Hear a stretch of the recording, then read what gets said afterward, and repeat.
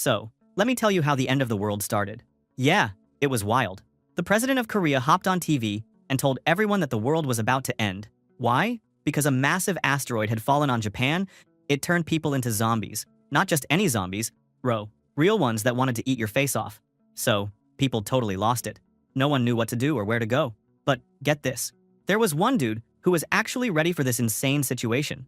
Our hero, Seong-ho, was not like everybody else. Months before all this went down, he and his friends used to play a game called Asura. This game was super hard, and most folks just gave up. Even his own squad ditched him and never logged in again. Talk about betrayal, man. But our boy kept playing alone and even streamed his crazy game sessions, fighting monsters and leveling up until he was like the best of the best. After a while, he got tired of it all. One day, he took off his gaming gear and deleted every single stream he had. He just wanted a break. So, he focused on being a chef, opened a small restaurant on the first floor of the house, and even started noticing this cute girl who always came to his restaurant. She told our MC rumors on internet about the status window that popped up in front of the face, but when she tried, nothing happened. Out of curiosity, Seong-ho tried something nuts. He said, "status window" out loud, like in the game. And, dude, he almost had a heart attack because, right in front of him, a real blue menu popped up with all his stats. It was just like the game, except now he saw a new skill called Private Portal. He decided to try it out and, boom, he made a huge portal, big enough for a person. He started freaking out, wondering if this was really happening. If this were real, then maybe the whole end of the world thing from the game was coming too. That was some scary stuff. Our MC started digging through the web for info on the asteroid. He wanted to believe this couldn't be real. But everywhere he looked, there were news articles about the incoming disaster. Now, with this portal in front of him and the asteroid for real, he knew something was seriously messed up. He stood there, thinking whether he should go through the portal at all. He had no plan, no powers, and not much cash. After thinking about it for a bit, he just grabbed the only thing near him, a ladle, and stuck it into the portal to see what was there. He scooped up some dirt and realized he wasn't in some crazy game dungeon on the other side. That was actually good news, but he wondered if this portal just sent him somewhere else on Earth. He packed a bag, smart move, and told himself to stop hesitating. Then, dude just walked right into the portal. On the other side, it was like he landed in the middle of nowhere. No buildings, just open land and trees, and it was way colder than he was used to. He checked his phone. No signal. That was bad. He figured he was somewhere so remote that nobody would find him. If he got stuck here, he was basically screwed. So, to be careful, he took out a marker and marked a tree with the number 0. Smart thinking, bro. That way he wouldn't get lost. Our boy started walking, and man, he kept walking forever, and the place just seemed endless. He was starting to lose it, wishing something interesting would happen, when suddenly, this animal popped out and stared at him. It jumped at him like a beast, scaring the hell out of him. But chill, it was just a valley deer, and not some zombie monster. The crazy part? The system just told him what kind of creature it was, so he knew for sure this wasn't Earth. The deer looked at him, then just ran away. Honestly, I didn't expect it to start talking or anything, but even our hero thought it was kind of weird how the deer just dipped like that. At least, it wasn't trying to eat him. Still, if he ran into some evil monkeys or wild pigs, things were going to get nasty. Another weird detail? This valley deer was never in the Asura game at all. So, our guy started thinking, maybe this world was like the other game, survival life, or something like that. He pulled out a knife and kept walking, just in case something tried to jump him. He was still trying to tell himself that the end of the world couldn't really happen, but right as he was about to lose hope, he found something cool. A glowing sun apple hanging from a tree. He wondered if it was safe, but then he just took a big bite. Instantly, he felt stronger, and the system told him his stamina was back, and plus, his body started glowing yellow. It was just like the sun apple juice from the game. That was all the proof he needed. This world was real, and the danger was coming. Now, our poor guy noticed he was sitting right next to some goblin poop. Yeah, gross. He let out a big sigh and tried to pump himself up, but deep down, he finally believed that the end was really coming. After checking out the portal and seeing all this crazy stuff, our MC went back through the gate to his real world. Once he was back, he knew he had to get ready. The first thing he did was go through all his old game footage and save it to a hard drive. Lucky for him, he had streamed all his play sessions, so getting that info was easy. He never thought he'd use it, but hey, you never know, right? Then it happened. The news said the asteroid would hit Japan in 32 days, which meant the apocalypse would start then too. He decided to use this time to get ready, because the game had some truly evil stuff in it. The worst thing? Something called Iron Death Disease. This thing turned every piece of metal into dust. And after that, the zombies went wild. Imagine entire buildings just falling apart and everyone losing their cars and weapons. Humanity would be back in the Stone Age, seriously. The disease lasted a whole year in the game, but our hero thought it wouldn't get through his private portal. So, at least he had that going for him. Now, Seong-ho was getting ready. because he knew he had a short time before everything went straight to hell. So here's how things went for Seong-ho after he figured out he had only weeks before the world turned into a zombie hell. He counted up all his cash and decided, screw it, he was gonna drop every penny on top quality gear. Bro acted like he was about to load into some real-life Call of Duty zombie mode, so he bought every survival tool and supply he could get his hands on.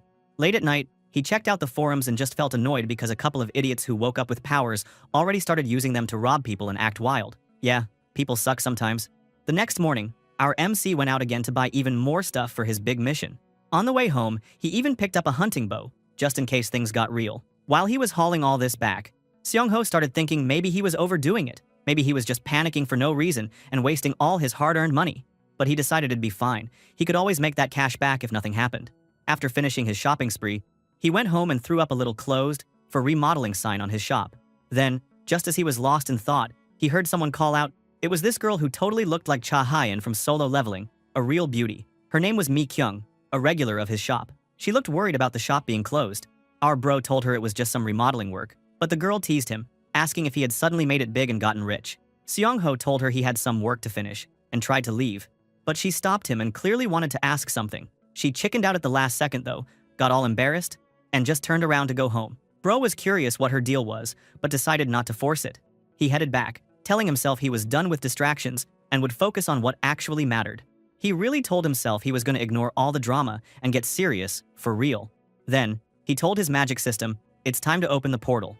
One thing about our hero, he always played games like a tactician, not a fighter. Dude loved making plans and using his brain instead of just beating monsters with brute force. In Asura, you couldn't just grind stats by fighting. You had to go out, hunt, and explore if you wanted to get stronger. So, over in the other world, our MC started practicing with his new bow. The guy had never touched one before, so he just watched a bunch of YouTube videos and tried to copy what he saw. He set up, took, aim, and let an arrow fly. Amazingly, he nailed the target right away and felt like a total legend. Still, after trying a few more shots, his hand was killing him, and he realized his real weakness was his own weak body. So, he promised himself he'd start working out and build up his stamina. Once the basic stuff was done, it was on to phase 2. He needed to plan 2 big things. First, figure out the safest way to hunt monsters, and second, build a home base to store all his stuff safely. The only problem? All his serious equipment and supplies were still being shipped to him, so he was stuck with nothing for now. Until his gear showed up, he just wandered around picking golden apples, which was pretty lucky, honestly. He marked down all the good spots, and used his old Asura tricks to get ready for the coming apocalypse. While exploring, Seong-ho started hunting for goblin poop. Yeah, you heard that right. Goblins always moved in packs, but finding just one lonely poop on the ground meant there was only a single goblin around. Our guy, who might as well have called himself the Poop Inspector Pro Max, used his expert skills to guess that this goblin was probably kicked out of its group. Seong-ho figured this loser goblin was his big opportunity, and he just had to track it down. Night fell, and he kept searching for the solo goblin. He heard some wolves howling, which meant he was getting close to the valley. Then finally, he spotted the goblin, just like the ones in his game. Now, goblins were supposed to be the lamest monsters out there, with nothing but spears and poison darts, but they were still nasty. They loved torturing people, which is why our MC picked a bow instead of fighting up close. Luckily, this goblin was old and weaponless, so Seong-ho whipped out his bow, telling himself that if he stayed calm, he could nail the shot. He fired his first arrow and hit the goblin right in the arm. He was aiming for the head, but hey, not bad for his first real monster encounter. He tried to shoot again, but the goblin chucked a rock so hard it knocked the bow out of his hands. Seong-ho realized he was up against a tough customer. Both of them pulled out their knives, getting ready for a final showdown. Seong-ho tried to slash the goblin, but the thing dodged and smacked him right in the knee. That had to hurt. Our boy tackled the goblin, slamming it to the ground. He got on top and stabbed his blade deep into the goblin's chest. The thing screamed until it finally died. Seong-ho stared in shock. He had actually killed a goblin for real and even earned 2 points. He could barely believe it.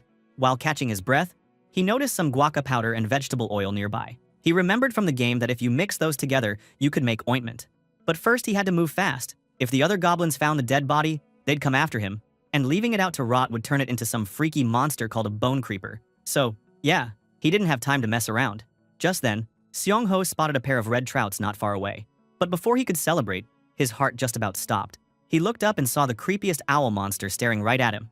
Dude was in big trouble now. Suddenly, our hero was remembering all those times he used to stream his Asura game runs. Back then, he would talk about goblins and kobolds, and people in his chat would even send him money just to see him dive straight into the action. He always made sure to warn everyone about monsters like bone creepers, But the real nightmares in that forest were the werewolves and owlbears. Owlbears, especially, were super territorial and kept all the other beasties in check.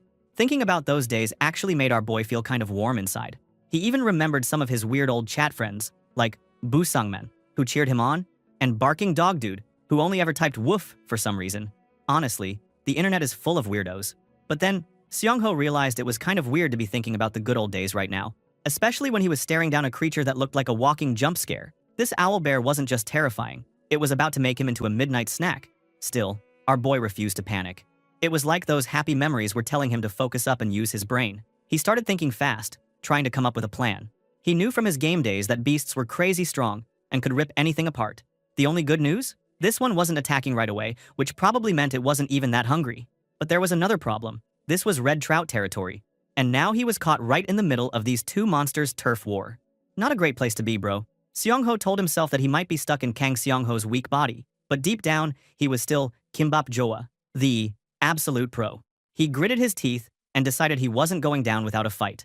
Our main guy made his stand, basically challenging the monster with his eyes. The owlbear didn't waste time. It stared him down and went for its first terrifying attack. Everyone knows these things hunt best at night, but Seongho also remembered their one big weakness: direct sunlight. He had memorized all their patterns back when he was a gamer, so he just had to pull off the right moves now. As the beast lunged, Seongho dodged perfectly, matching its timing. While he was moving, he figured he needed a light source to scare the thing. Bursting with adrenaline, our boy sprinted right up the creature's huge arm, then whipped out a flashlight and blasted its eyes with a beam of light. The effect was instant. The beast freaked out, totally blinded, even though it was supposed to be a top predator. Bro, that was genius. Next thing you know, our MC was back in his bed, looking like roadkill as his alarm went off. He felt like trash after last night, no surprise, since he had to deal with both a goblin and a freaking owlbear in one night. He had blacked out as soon as he got home, and his body was absolutely wrecked. When he tried to get up and grab something to eat, he just fell to the floor. Turns out his legs were not ready for another round. Good thing he still had some of those golden apples from the other world. He took a bite, and suddenly, his stamina was all the way back. Magic fruit for the win. After cleaning up a bit and feeling almost human again, our boy went out for food and ran right into that girl again, the one from the shop, Mi Kyung. She said it was just a coincidence, but she sat down because she liked having someone to eat with. Out of nowhere, she asked him if he had tried opening the status window. Her excitement made it pretty clear this was what she wanted to talk about before, but got too shy to bring up. Mi Kyung even showed him the news about people with powers causing trouble, stealing money and all that. Seongho was a little shocked that she just came out and asked, but he played it cool and lied, telling her his status window never showed up. Honestly, he thought it was smarter to keep his abilities secret for now. His special trait wasn't for fighting, it was for strategy. If he showed his cards too soon, it could put him in real danger, especially if Mi Kyung turned out to be the wrong person to trust. Still, our guy was curious why the lady was so interested in all this awakening stuff. Then she surprised him. She hesitated and admitted she was lying about something. Seongho figured she probably meant well, so he told her she didn't have to worry. He told her there was still time and left soon after, heading home to get back to work. Finally, his delivery boxes arrived. All that gear he spent his cash on was here at last. He wasted no time and took his supplies up to the rooftop, only keeping the most important stuff on the second floor. Now, he could finally focus on the day's mission, finding a proper spot for his new hideout. He packed up gas masks, suits, and a bunch of other equipment. The plan was to build a base, and that meant he needed an axe. Once he jumped back through the portal, Seongho started looking for a place to hide out. While searching for the old goblin from before, he accidentally found a goblin cave. He remembered exactly where it was, so he went back and checked it out. It was actually a pretty awesome spot, totally perfect for his plans. But first, he needed to know what kind of monsters lived there. Scanning the area, he spotted tiny kobold footprints. That was actually good news, because that monster was nothing to worry about. He had already come prepared for low-level monsters anyway. Plus, kobolds were nocturnal, which meant they were all sleeping right now. So, our hero decided he'd just suffocate them inside as part of his plan. And that's where our boy was at, ready to make his move, with a base to build and a bunch of sleeping kobolds just waiting for him to get started. Then, Seongho was ready to clear out that kobold cave and make himself a sweet base. First thing he did was chop a bunch of branches for firewood, then dumped them right by the cave entrance. Next move, he splashed a good amount of gasoline all over the pile. This man thought he was about to breeze through this cleanup, just light a fire and easy win, right? But of course, things never go that smoothly. Suddenly, he heard some crazy noises from inside the cave. Those kobolds woke up early, and now they were eyeballing our protagonist like he was dinner. Not wanting to get chomped, Seongho said, "Hi, yeah," real polite, and then just went wild. He whipped out his axe and charged. With one swing, he chopped both monsters right at the neck, dropping them instantly. The only reason he made it look so easy was that those kobolds were still half asleep. Double kill for our MC, and the system popped up to give him a level up and 4 points. Not too shabby for a morning workout. After the quick fight, he tossed a lighter onto the firewood. The gasoline fumes started rolling into the cave. In his old Asura game, low-level monsters had this one huge weakness. They always freaked out when something new happened, and fire was definitely new for them. So our boy just waited outside, nice and safe, with his gas mask on. Burning them directly would have been messy, but smoking them out like this made the cleanup way easier. The monsters started freaking out inside and came running out, desperate to survive. That was exactly what Seong-ho was hoping for. He wanted them weak and panicking so he could finish the job fast. He figured at least 5 would run out, but only 4 showed up. That was weird since their groups usually had 7. No time to think though. He picked one unlucky kobold and finished it off, letting the others know there were only 3 left now. Those 3 tried to attack, but our hero was ready. He swung his axe like a champ, dropping another one. Then, another little monster tried its luck, but Seong-ho blasted it with some kind of deadly fart spray. The thing got blinded right away, and our guy just lopped its head off. Now there was only one left, their little leader, shaking in terror. He stared this poor creature down, basically telling it the cave was his now and their time was up. The fight was over, but Seong-ho was totally wiped out. Even though the monsters were weak, his body just wasn't keeping up. The stats in this world were exactly like the ones in his old game, even the annoying parts, like how being tired stopped his status points from going up. Still, leveling up meant the shop would unlock more cool stuff for him later, so it wasn't all bad. The best thing right now? Having his own private base. But man, when he looked around, he was disgusted by the mess those kobolds left behind. The place was full of garbage and goblin poop, a total nightmare. Our hero started cleaning up, but he had to admit, he was getting sick of it. Bro, who knew world saving would include so much janitor work? At least he had his secret portal, so every time he needed to toss out trash, he could just hop back to Earth and dump it. That helped, but cleaning still took forever. One thing that blew his mind was how easy it was to use items from both worlds. He brought a pipe from Earth and used it in the cave with no problems. After hours of cleaning, the place was finally shining. Next up, he had to deal with bloodstains and pour some concrete. So, storing stuff would get easier. He started thinking about using mortar and sandwich panels, getting all serious about construction. The one good thing about this cave was that it was full of luminous and ignition stones. These were newbie items in the game, but there were tons of them here. So that was a win for our guy. He definitely planned to mine them once he finished fixing up the place. The next day, Seong-ho was feeling like a zombie himself. He worked so hard that his whole body hurt. When he checked his arm, he was surprised to see just a few cuts that could have been way worse. The table stacked up all his loot from the other realm. Our dude figured this was a good time to whip up some ointment. The recipe was simple. Guaca powder and vegetable oil, the same amount, then just mix it up. Easy stuff, especially for someone who knew his way around a kitchen. Smearing that ointment on his arm made him feel like he was finally making progress. But then our hero realized he'd probably have to make this stuff over and over, and that was kind of a pain. He started thinking maybe it was time to raise his stats and work on the basics, unless, of course, he died before the apocalypse even started. That would be the dumbest thing ever, honestly. Seong-ho really didn't want to risk it, so maybe getting a better weapon, like a gun, would help. Then boom, a new idea hit him. He remembered something from the game's background story. The big question was, would that secret game lore actually work in this real-life apocalypse? If the events from the backstory happened, they could totally help him out. With a fresh plan in mind, our man went up to the rooftop for his construction stuff. He opened up his portal gate and started tossing bags of supplies through, one after the other. Then he grabbed a few more things and headed down to the first floor, ready for whatever was coming next. When our boy was just about to haul a bunch of packages, then, boom, that same girl showed up again out of nowhere. He started to wonder if she was just getting way too comfortable with him these days, so he totally said it right to her face and watched her get embarrassed. He quickly explained that he was just busy with all the remodeling work, and she seemed to buy it.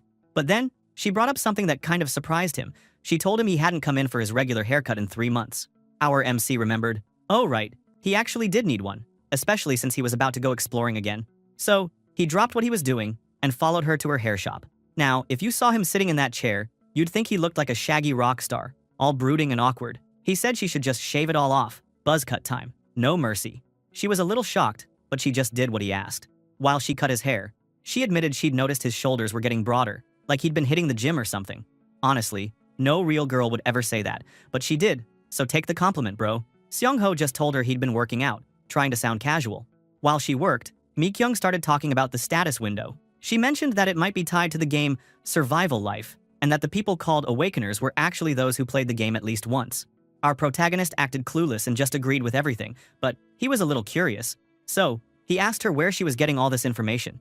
Out of nowhere, this punk with tattoos came walking into the shop, saying he was there for the new intel. The funny part? had fought with Seong-ho before because of his irritating, loud singing.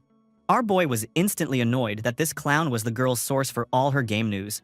The guy with the blonde hair started talking about how someone had deleted their streams and kept all the best info for himself. He even blabbed about trying to find out the streamer's real location. This punk definitely wanted to know more about this mystery person. Then, the guy, Inho, dropped the name Kimbap Joa, which used to be Seong-ho's username, right there in the shop. Talk about awkward. Now our MC realized that people were actually out there hunting him. Inho kept pushing, telling the girl to be brave and join their team. Seong-ho thought the whole situation was just dumb. The only reason he ever deleted his videos was that he was disappointed, not for any personal gain. But this wannabe know-it-all just kept talking trash, even cursing out Seong-ho for disappearing and not sharing any information online. Joke's on him. He had no idea the guy he hated was sitting right in front of him. Our boy wondered if the whole online community was as salty as this idiot. While bad-mouthing Kimbap Joa, this jerk keeps forcing the hairdresser to join his team. When Inho got too irritating, Seong-ho stood up and scolded him for ruining his haircut. Yunho tried to act all tough, but Seong-ho just glared at him like he was ready to throw down, telling him to get lost unless he wanted another embarrassing defeat. That was enough for the punk.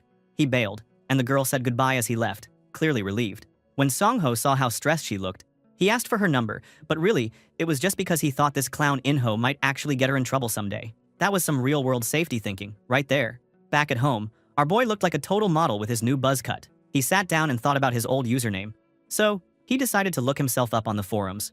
Bro, what he found was pure chaos. The entire site was filled with hate, people cursing him out non-stop. Somehow, he even found Inho's page, which was basically a shrine to being a hater, full of trash talk about our MC and nothing else. It was almost impressive how much this dude hated. Seong-ho turned off his computer. He wasn't sad, just kind of disappointed in humanity. That's when his brain just snapped into survival mode again, and he opened the portal. For the next 2 days, he busted his butt in the Asura world, mining the new cave and getting all the construction done. He used the pickaxe and mixed mortar with water, smoothing out the floors and walls each day. When the work was finally done, he just stood outside, looking at the lonely moon, waiting for the mortar to dry. Standing there, he realized he was getting pretty sick of all this hate and nonsense. He wasn't anybody's hero, and he didn't care about saving the world. The only thing that mattered was surviving, staying on top, and winning. Simple as that. But just when he settled on that, something creepy happened. A bone creeper came rattling up in the darkness, and our boy was already in a bad mood. So this thing just made him snap. Suddenly, there was a huge explosion, fire everywhere, total chaos. The next thing he knew, he woke up covered in scratches and had no clue what had even happened. Then he remembered seeing the skeleton and started to piece it together. He figured out that right after spotting the monster, he knew it would explode, so he tried to run for it. The blast caught up to him anyway, knocking him out cold, but not finishing him off. Still, the move cost him. His right side was full of sharp bone fragments. Yikes. Barely able to move, he called up his status window. His stats were all down thanks to his condition, but at least the system gave him some points for taking out the monster. His head was pounding, but with his last bit of energy, he commanded the portal to open. On the other side, the first thing he did was treat his wounds. He had to pull out the bone shards, which hurt like hell, and patched himself up with his homemade ointment. When he was finally done, he bandaged everything and just passed out from the pain and exhaustion. The next morning, the sun came up, and our hero was back up, still alive somehow. He felt like he was on his last legs, so he checked the status window again. The system said he was okay, so that was a relief. He started to wonder how that damn bonehead monster even found him. The forest was huge, so it kind of made sense that random monsters could just show up out of nowhere. That was a big warning sign. He had to focus on improving his perception stat if he wanted to stay alive. He remembered that in the game, stats only went up if you used points from hunting or exploring. Gear could help too, but it always meant risking your life against way stronger monsters. Getting even one stat-boosting item meant going up against some insane beast. But defeating monsters could unlock new skills as well, depending on what you killed and how. Not every skill worked for every player though, so even that wasn't simple. Seong-ho realized that if he wanted to get stronger, he'd have to grind way harder and maybe risk his neck. But hey, that's just another day for our unlucky MC. He started thinking hard about how to get his hands on some real stat-boosting items. He knew fighting tougher monsters was part of it, but there had to be a smarter way. That's when he remembered the background stories from the game, those secret events that happened before the apocalypse even hit Earth. In the game, if you visited those places before the disaster, you could grab special rewards. Maybe he could do the same thing in the real world now. Or maybe he was just being a theory-crafting nerd again, but hey, sometimes crazy ideas actually worked. So the poor guy started digging through his old game notes and watching old footage, checking out all the hidden lore. He found 3 key spots: the Russian ship, the Hobgoblin place, and the Jiri Mountain Orc incident. The game said the Orc would be found on the 26th, which meant our MC had to get there on the 25th if he wanted first dibs. While he was plotting his next big move, his phone suddenly buzzed. It was Mi-kyung, calling him late at night. Soon, the two were chilling at a cafe. She looked at him and asked why the hell he was wearing a long-sleeve shirt in this hot summer weather. Our hero totally forgot he needed to hide his wounds, but this girl was sharper than he thought. She brought up the drama from earlier at the shop, saying she thought maybe he was upset about it. Seong-ho shook his head, letting her know he was fine, but she still looked relieved and said that moment seriously scared her. He reminded her about last winter, when that idiot In-ho caused a bunch of trouble with his illegal tow truck. The guy even started fights with people way weaker than him. Basically, he was a piece of trash, and Seong-ho begged Mi-kyung to stay away from him. She looked surprised, saying she had never heard any of that before, but she promised to be careful. Seong-ho then got straight to the point and asked her why she wanted to meet up. That's when Mi-kyung leaned in and confessed she was actually awakened too. Bro, out of nowhere, she just dropped that bomb on him. Our MC had no idea why she would trust him with something so risky, but he played it cool and acted a little jealous, like he wished he had gotten awakened powers too. She apologized for lying before, but he just told her not to worry about it. After that, he stood up to head home, but not before saying her words actually made him feel better. He even dropped a hint that he was interested in the survival life game, planning to study it more. Maybe she would pick up on his clue, or maybe not. Walking home, our boy admitted to himself that people like Mi-kyung gave him some hope for humanity. He checked some online stores and bought himself some cool drones and even rented a car for his next mission. Then he crashed in bed, needing to rest up for a big day tomorrow. Morning came, and it was go time. First thing, our MC started making materials for the orc hunt. In his cave base, he crushed and refined ignition stones, which could blow up in your face if you weren't careful. Next up were the luminous stones. Mining those blinded him with their crazy light, but that was just part of the grind. After crushing both types of stones, he turned them into fine powder. Then he mixed in sugar, gasoline, and some nasty-smelling organic chemicals, plus a hardening agent for the ignition stone so it would stay put. He was super glad his magic portal let him set up a desk wherever he wanted. Once everything was ready, our guy packed his gear and loaded it all in the rental car. Feeling good about his prep, he hit the road, headed straight for Jury Mountain for the orc hunt. He got to the campground before midnight, parking his car and spending the last few hours just going over his plan in his head and making sure his stuff was safe. When the clock struck midnight, he started his full search. After 2 hours, the rain got worse, and the whole place turned into a foggy mess. Our boy squinted into the mist, wondering where the hell those orcs even spawned from. He thought maybe the game's warning signs didn't happen in real life. But just then, a crazy loud roar snapped him out of his thoughts. He spun around and saw a giant, shadowy figure stomping its way. It was an orc, but not just any orc, a red orc subspecies. That meant a guaranteed skill drop if he could take it down, but also way more danger. Seong-ho tried to keep his cool and fired off a flare, just like in his plan. If everything worked, he could totally capture it. The first step was making the orc mad and drawing its attention. When the orc saw the light from the flare, it started smashing at it with its axe, distracted for a second. That was his opening. He aimed at the monster, quickly opened his portal, and grabbed a flashbang. He set it off, and the blinding light stunned the orc for like 20 seconds.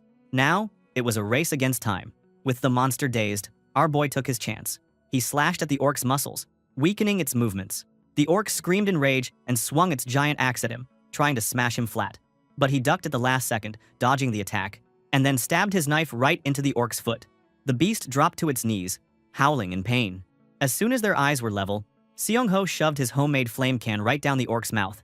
He barely had time to jump back before it exploded inside the monster's head. Victory, right? Not quite.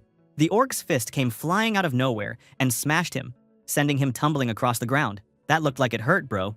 He scrambled to his feet, realizing he'd celebrated way too early. The orc was coming at him, upper body still on fire, not ready to go down yet. Honestly, our hero thought he was screwed this time. But then his system window popped up. Level up. He hit level 3 and got 10 more points, plus a new skill, Will to Survive. He was still shaking but checked his surroundings, desperate to find the drop item before the orc recovered. Suddenly, a light shone on his wrist. There it was. The drop was a special watch called Perception. He breathed out, super relieved. Searching for loot in the pouring rain would have been the worst. So, for now, our MC lived to fight another crazy day. Our boy stood near the dead orc, still fuming from the fight, trying to figure out what the hell he was supposed to do with this huge monster. He remembered that the Jury Mountain orc incident was supposed to be kept secret, like under a real embargo. He wondered if sharing info about it was even the right move. The situation could easily go off the rails if he made the wrong call. He started thinking about what Mi-kyung told him, about how all the awakened people had played that game at least once. That only meant one thing: there could be thousands of awakened out there. Even if just a few of them were guys like In-ho, things would get ugly fast. People like that would wreck the laws and system just to help themselves. Chaos, bro. Total chaos. But for now, his biggest problem was the orc body. If he left it there, a bone creeper would show up and start killing people by tomorrow. Then a creepy thought hit him. What if he could turn into a zombie too? Being awakened didn't mean he was safe from zombie spores. That made him freeze, stuck on what the right move was. He couldn't decide. So he did what he always did, opened his portal and kept thinking, feeling like only a few people would survive all this. Maybe the world deserved a proper ending instead of a messy one. With no better idea, our MC started digging a hole, planning to bury the dead orc. Bro, it was exhausting. The hole was barely deep enough, and he realized he still had to drag that massive beast into it. Just as he was ready to give up, his new skill, Will to Survive, kicked in, pushing him to keep going even though he was about to collapse. Suddenly, he was moving faster and finishing the job, even if he hated every second. He finally shoved the orc into its grave and felt grateful for the skill, even though it forced him to work like a maniac. After that, he opened his portal and ended up back in his moving car. His body felt laggy and weird, like he needed extra time to recover before he could do anything else. The next morning, our hero woke up, unsure if the weather outside was even real. According to his plan, he should have been setting up defenses already, but he just couldn't get himself to start today. He checked his phone, hoping there were no more red orcs running around. Today was going to be a low-key day. He decided to focus on the stuff that arrived in the early morning. There was a box with all the weapons he ordered. Well, almost all. The only one he could really use was an Indian war club. Some things were missing though. He found a note saying some items were illegal and got stopped at customs. Sucks, but what can you do?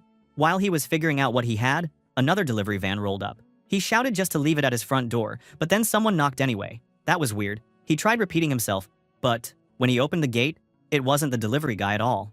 It was Mi Kyung. She stood there, saying it had been a long time and she wanted to talk. She was holding a bag of food, asking if he wanted to eat tteokbokki with her. Only 24 days left until the apocalypse, and yet here she was. Our boy pretty much lost it inside. He couldn't believe she was actually at his house. He stood there, red-faced and awkward, especially when she started serving the food and told him to hurry up and eat before it got cold. He listened, duffing his face with the spicy food while trying not to look like a total loser. When they finished eating, he asked her what she wanted to talk about. She got real serious, saying that since he mentioned Asura before, she figured this was the time to talk about some important stuff from the game. That was a letdown for our hero. He kind of hoped she wanted to talk about something else, maybe even dating. But he told himself that talking about apocalyptic disaster plans was probably the smartest thing to do right now. Better to have someone decent around when things hit the fan. Mi Kyung got up to take out the trash while our MC pulled out his computer to get ready. He even decided to share information while hiding the fact that he was an awakened. He started explaining the metal death plague, telling her that moving around in a group bigger than 6 just turned people into zombie bait. Getting good at noticing things, having strong perception, was the most important skill of all. The whole point of Asura was just to survive. He was about to explain more, but she stopped him and brought up what Inho said about Kimbap Joa getting hated online. She asked why he wasn't sharing game info if everyone wanted it so bad. Our boy didn't really know how to answer and just told her to take a guess. She said everyone had their reasons and circumstances could explain it.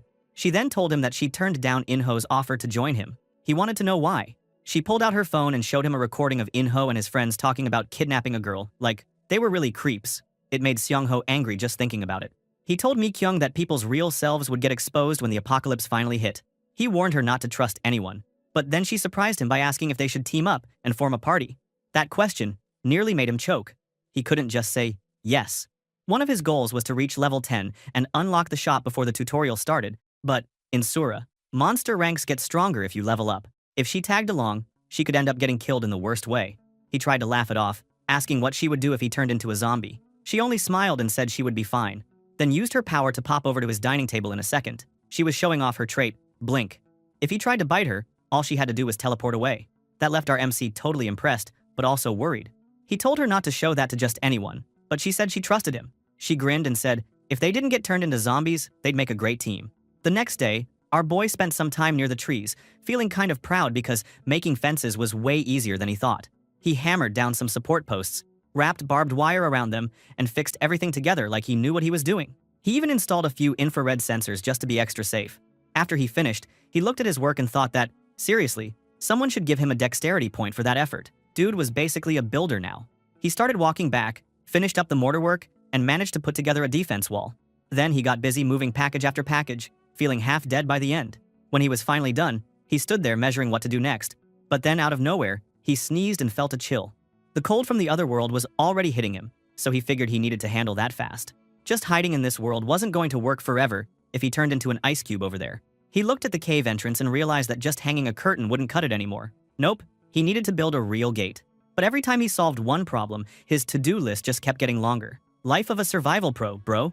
Later, our MC hit up a woodworking shop to buy supplies and order new stuff. On the drive home, he checked out the places on his list to rob when the metal death plague hit. He'd only have 5 hours before metal started dying, so he needed a plan.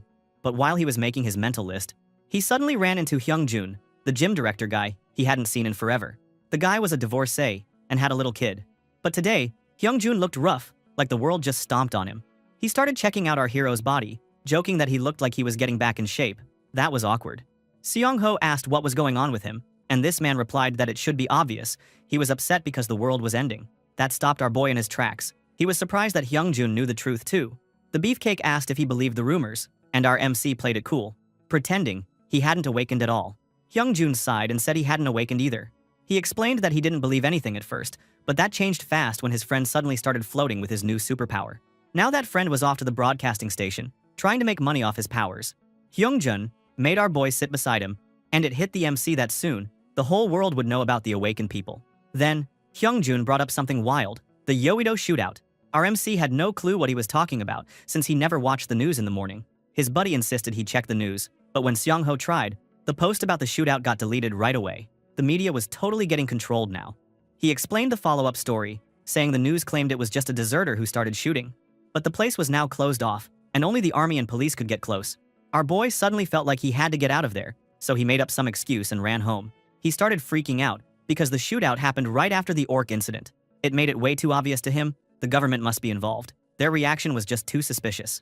Back home, he opened a file on his computer and played a video. He was shocked to see so many people knew the exact time of the precursor event. He thought he had hidden the orc problem, but the shootout happened at the same time anyway. Our MC kept overthinking, wondering if someone had leaked the info to the government before everything started. Maybe this person was working with the government, but didn't come out in public because they didn't have fighting skills. He didn't know who it was, but he was sure there was someone working from the shadows. He did some research and narrowed his suspects down to 3 veteran players. After thinking about it, he crossed out the creator of the game. If the creators were with the government, they wouldn't have let him kill the orc. He even sketched out the 3 main suspects, and wondering if survivor number 1 was the real problem. If he was right, there was no reason to rat out the information himself. He leaned back in his chair, missing his old veteran friends, and decided to just trust them for now. Anyway, even sharing this information wouldn't stop the disaster from coming, so he figured it was better to stay out of it for now.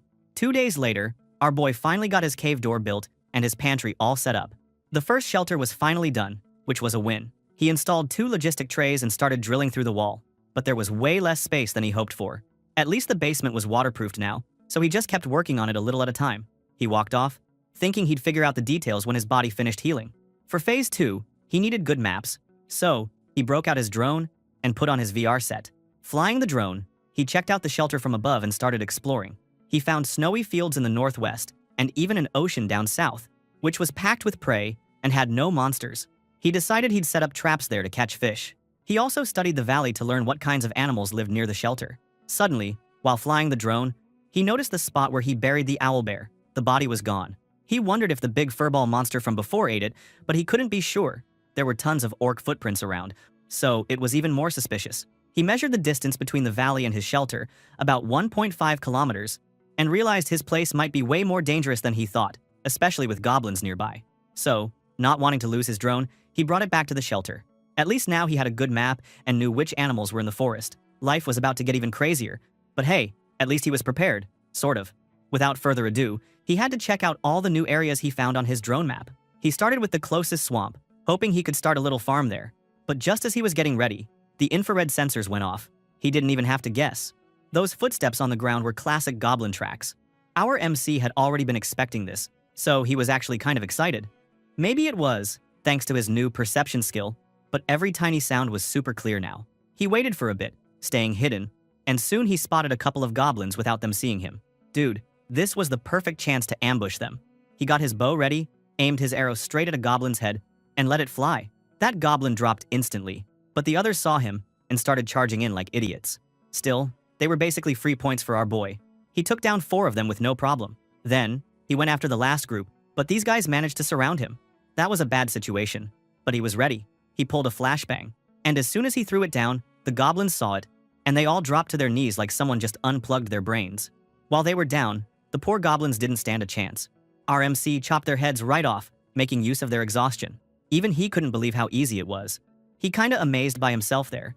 Now, there were only 21 days left until the apocalypse hit. Our hero started digging to bury all the goblin bodies, feeling dead tired. But then his special skill kicked in, and suddenly he felt super refreshed and efficient, like he just drank 3 energy drinks at once. He realized that maybe this skill wasn't so useless after all. After all the goblin bodies were buried, he turned to collect his loot. First, he found some guaca fruit, which was basically like a cheat code for restoring strength. There was also a ton of vegetable oil, which made him wonder if there was a big harvest somewhere nearby. Then, he checked the head goblin's pouch and found something weird. A blue toad, still alive and kicking. Our boy had no clue why these goblins were carrying a live toad, but that thing started smelling awful right away. Then it hit him. This was a paralysis poison toad. The green monster used this smell for poison attacks. As soon as he realized this, our MC decided he just had to raise this toad, no matter what. Not only was it kinda cute, yeah, this dude has a soft spot for blue frogs, but he figured he could use the poison for hunting, and maybe even make himself resistant by injecting some of it. He named the little guy Jodok, promising he'd get plenty of food. Suddenly, his status window popped up, saying that Blue Frog was now his property. Our protagonist couldn't help but wonder if this was some secret game feature that made it into the real world. He started overthinking, like usual, but then got back to work. Next up, he explored again, opening his dimensional gate and going back and forth to organize all his stuff. After getting everything in order, he started searching the area around his base. Pretty soon, he found something cool he'd missed on the drone, a spring with fresh water. He checked it out and was relieved to see it was just normal water, nothing cursed or freaky about it. Even better, there was a little hideout right behind the spring. And, jackpot, he found a guaca tree and even more vegetable oil buds there. He picked up the fruits and oil buds, then made sure to leave marks on the trees so he wouldn't get lost next time. When he got back to his apartment, it was time to feed his new pet, Jodok. Right now, he was raising the little guy in his second-floor apartment. He didn't dare leave his frog at the hideout alone. He'd probably get eaten. Taking care of his pet was just one chore, though. The other big job was making ointment for wounds. But, bro, he made way too much and had no idea what to do with it all. He figured Mi-kyung didn't need it, because she was awakened too. So, he decided to give some to Hyungjun. At Hyungjun's place, the gym guy drank a protein shake, and our MC gave him the ointment. He was confused, and asked if Seong-ho was trying to start a business. Our boy just grinned and said he bought too much, but it was good for cuts and scrapes. Hyungjun was still grateful though, for the ointment and the Sura info, but Seong-ho said he should be thanking his buddy for warning him about the shooting. Then Seong-ho noticed the gym was weirdly empty. When he asked, this beefcake explained that everyone was left to make survival plans after a broadcaster spilled his secrets. Now they were thinking about making the gym their main base. Our boy warned him that having too many people in one place was dangerous as hell, but Hyungjun was just too loyal to his gym bros to leave them behind. He asked what Seong-ho was going to do, but our MC just dodged the question. Suddenly, a scream cut through the air. Our boy knew that voice. He looked outside and saw Mi-kyung on the ground. He and Hyungjun rushed down to her, worried sick, and asked what happened. The lady said she got attacked, but didn't see who did it. The gym dude immediately ran out to check the area, even though Seong-ho tried to stop him from being so reckless. While Hyungjun rushed around outside, our hero stayed with Mi-kyung. She said everything just went black for a second, and she had no idea what even hit her. That made our boy freak out a little inside, because he realized something bad was starting to happen. He told her to use her blink ability, the second anything weird happened again, because, bro, the threats were getting real. He promised to send her a self-defense kit soon, and told her to be super careful from now on. Man, life was getting crazier by the day for our MC. Only 20 days were left until the apocalypse. Yeah, time was flying, and our boy could feel it. He started off thinking about this one old meme. When 5 people gather, one of them is always useless. Bro, that's just how life works. And he knew it even better from playing Sura. Trolls were everywhere, no matter the world. In Sura, there were even patches to mess with troublemakers, but the developers just answered complaints without ever catching these losers. Trollers would act all normal, join a party, and then lure the team straight into a monster den, wiping them all out. Sometimes they'd pretend to be friendly to beginners, then backstab them and take their gear. These jerks even made whole parties fight each other just for kicks. Seriously. They wrecked the game so hard that after 1 year, there were only 4 real players left, and that was only because Seong-ho's team finally wiped out the last annoying trolls. Our boy suddenly realized he was ranting hard like some old man online. He snapped out of it, deciding to sum up what he knew so far. After that whole Yoido shootout, the Awakeners communities all merged together. It wasn't just for sharing survival info anymore. Now, everyone was scheming and plotting. As he kept scrolling through their sites, he suddenly stopped. What the hell? People were selling his videos too. That was a new low, even for the apocalypse. He kept digging through the sites, and almost fell out of his chair when he saw Dawajusum, or Daju, a problematic who trolled everyone. There was even a huge thumbnail for Daju's video about being carried by Kimbap Yoa, our MC's old streamer name. Just great. He could already imagine this troll using some dumb edited clip to trick new players. Still, he had to admit, that was some creative hustling, and he even gave Daju a sarcastic round of applause in his head since people were praising the guy for being smart. But whatever. Our hero stretched his arms, knowing he had to keep training if he wanted to deal with these types of people. For the next 13 days, our boy barely took a break. Whenever he had a free minute, he watched survival YouTube channels and practiced weapon skills, learning all the real-world techniques he could. But it wasn't just training. Monsters kept showing up, even around his hideouts, so he had to stay sharp. Plus, he realized that a lot of strategies and weapons floating around had a huge problem. They weren't built to work after the wire disease hit and messed up all the metal. After those sweaty 13 days, it was finally time to pick a main weapon. Our MC dumped out his tool bag and checked his options: an Indian war club, a wooden slingshot, a pouch of clay beads, and a handmade stone axe. But honestly, none of them felt right. He tested out the slingshot first, since it could be useful for all sorts of things, but the clay beads were weak and didn't pack much punch. Next, he gave the Indian war club a few practice swings. He remembered that after the wire disease, smashing zombie heads with a blunt weapon was the best way to go. That's why, back in his gamer days, his first big buy after hitting level 10 was always a club-type weapon, like the ebony wood club. He needed to get good at clubs now if he wanted a chance later. Still, our MC wasn't sure if the Indian war club would work on people and not just monsters. He figured it was risky, especially if he had to fight some psychic awakener. He remembered that in survival life, killing another player gave you 50 points, but you'd get marked as a murderer and have to fight nearby players in forced death matches. Lots of people would still go for it, even if they got punished later. Not his style, though. While he was thinking all this, he ended up totally smashing his practice dummy with the club. He decided, for now, he'd just avoid murder-crazy players until his stats and skills were way higher. All that hard work left our hero sweating and tired, but he had more to do.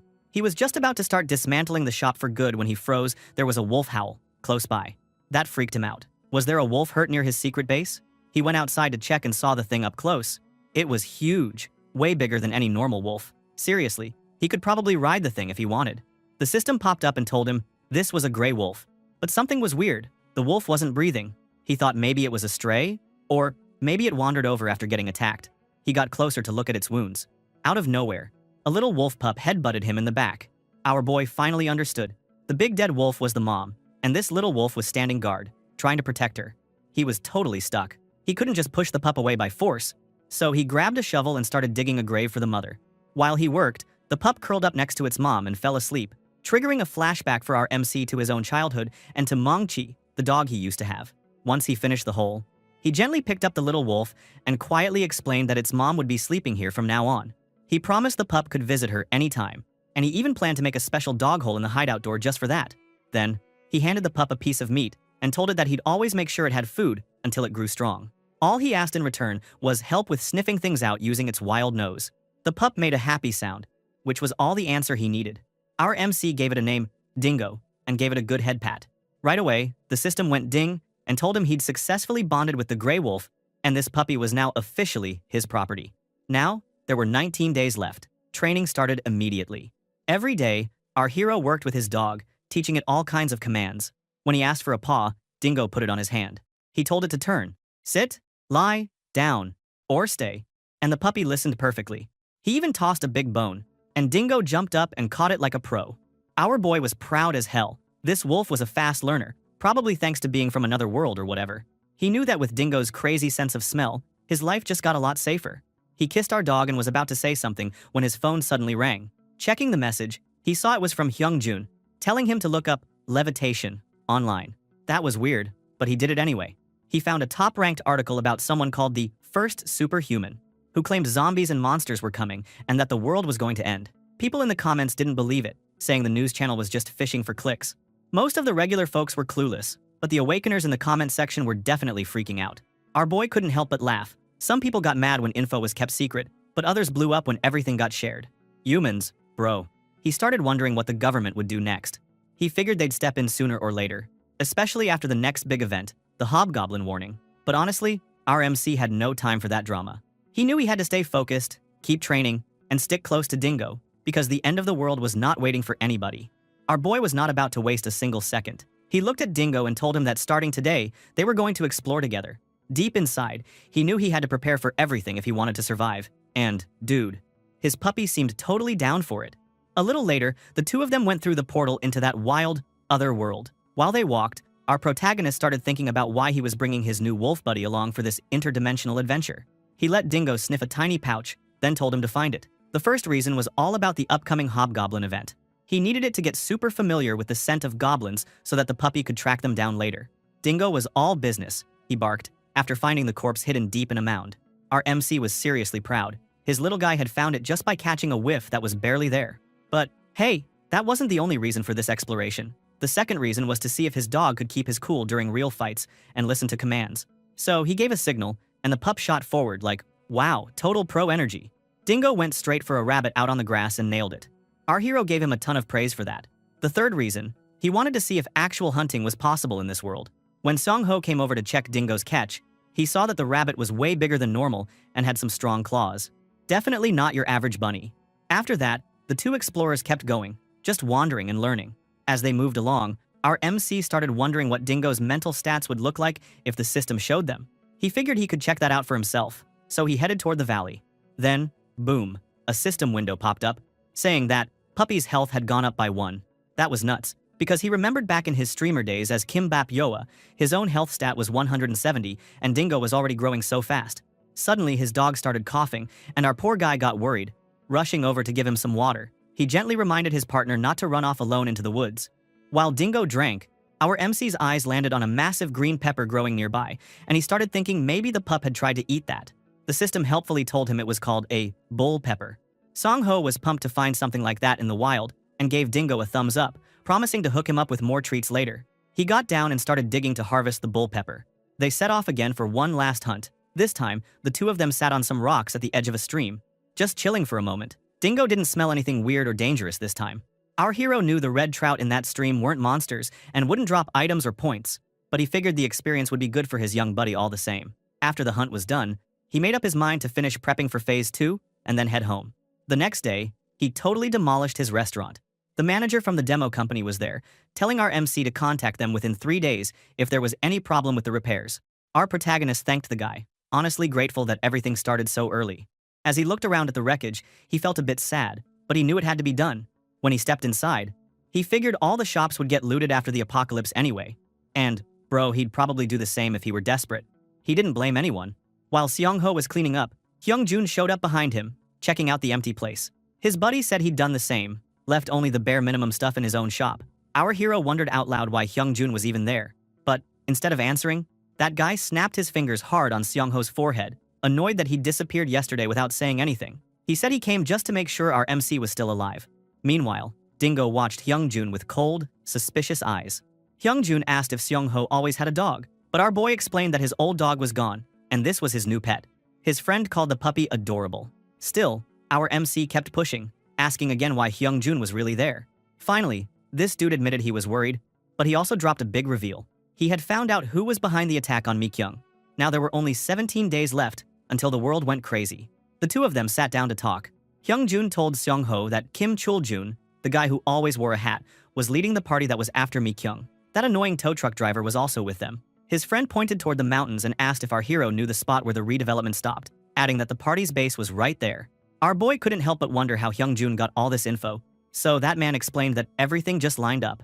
He said Han Ji-nong, the guy with the levitation power, had been on some TV show, and Hyung-jun had straight up asked him. The levitation guy told him he'd met Chul-jun's group before, but left because they were all terrible people. After what happened to Mi-kyung, every woman left that party, only saying they got better offers from other teams. He wanted to know what Seong-ho thought. Our MC guessed that unlike Mi-kyung, the other women probably got tricked into joining. Then, out of nowhere, Hyung-jun announced his own party was down to just 4 people, including himself. That hit our boy like a truck, because there had been 20 people not long ago. Hyung-jun didn't explain further, but Seong-ho realized they only had 2 awakeners left. He couldn't believe it, thinking about all the times they'd helped those people, only for everyone to just bail. But his buddy was calm about it, saying that's just how it was. People were only looking out for themselves. What worried Hyung-jun most was his little girl, Ji-yoon. He wondered out loud if he should contact his ex-wife about what was coming. Our MC kept his face blank, but their situations were totally different. Still, he wanted to check if his own thoughts lined up with reality, so he asked his friend something that had been bugging him. He wondered, if the apocalypse really happened and people started threatening Hyung-jun, what would he do? Before he could finish, this guy cut him off, saying he wouldn't even hesitate to kill them. He explained that he never wanted to hurt anyone, but if the world fell apart and there was no law, it would be the only way. Absolute evil has no value in being kept alive. Our hero didn't answer. Right then, someone started screaming for help. The noise blasted from Seong-ho's phone. That man thought it sounded like a lost kid, but our MC checked his map and told Hyung-jun to watch Dingo for a bit. Something big was about to go down. Our girl Mi-kyung was in big trouble. She was on top of a building, surrounded by some real creeps. Looked like she had managed to send out a distress signal, but right now, she was facing off with the biggest jerk of the group, In-ho, that tow truck meathead. He smirked and asked why she had to make things so dramatic, telling her to come down already. But Mi-kyung stood right on the rooftop edge, yelling that she already told them no, but they just kept following her. She wanted to know what their problem was. Of course, In-ho tried to act all nice, asking her to rethink her decision, but then Kim Chul-jun and his buddy Ma Jong stepped in, saying they'd take care of things themselves. They pointed out that this was just a redevelopment area, so nobody was coming to bail her out. That bad hat guy told her not to waste her energy fighting, and even reminded the group that everyone there had powers. Then, he started a countdown, like some kind of movie villain. Meanwhile, our boy was hiding in a nearby alley, getting his gear ready. He was just waiting for the right moment. As Kim Chul-jun counted down 3, 2, our MC let his slingshot fly. Smacking this scum right on 2, the bad guys looked around, totally confused about who was attacking them.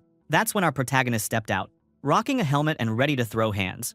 Without wasting a second, he ran up and smashed In-ho with his Indian war club. The dude didn't know what hit him. Then our hero went for another gang member, but this guy started leaking some weird black energy. Our MC guessed he must have a vision-blocking power, but that didn't stop him from landing a hit. Now our boy was breathing hard, but he spotted Mi-kyung, who shouted at him to watch out. He spun around just in time to see Kim Chul-jun charging him with a baseball bat. The hit slammed into his helmet, cracking it. He was shocked. There was some serious power behind that swing. At the same time, this bastard recognized him, eyes narrowing with hate. While all this went down, our boy started thinking about Kim Chul-jun's trait. Even though the guy was just getting started as an awakener, that offensive power was insane. The jerk shouted that he was going to kill the MC, and his whole crew lined up behind him, looking angry and ready to fight, even if they didn't have powers themselves. Then In-ho charged, electricity sparking from his hands, and started mocking our hero, calling him out. Our MC was kind of stuck. He didn't know if he should just open the gate and bail. But right as In-ho was about to strike, Dingo popped out of nowhere and bit In-ho's arm. Total lifesaver move. Hyung-jun stepped out from another alley, acting all casual as he asked if they really wanted to do this in broad daylight. He said he was calling 112 and told them to scram if they didn't want police problems. That worked. The whole gang decided they'd had enough and took off. Hyung-jun shook his head, saying they acted all tough but were actually weak. Mi-kyung wasted no time. She ran over and grabbed our hero's head, checking if he was okay. She noticed his helmet was busted, and his friend offered him a piggyback if he needed it. With both of them fussing over him, our MC suddenly remembered his old gaming friends, made him feel weird for a second. She wanted to take him to the hospital, but our MC just turned away, saying he was fine.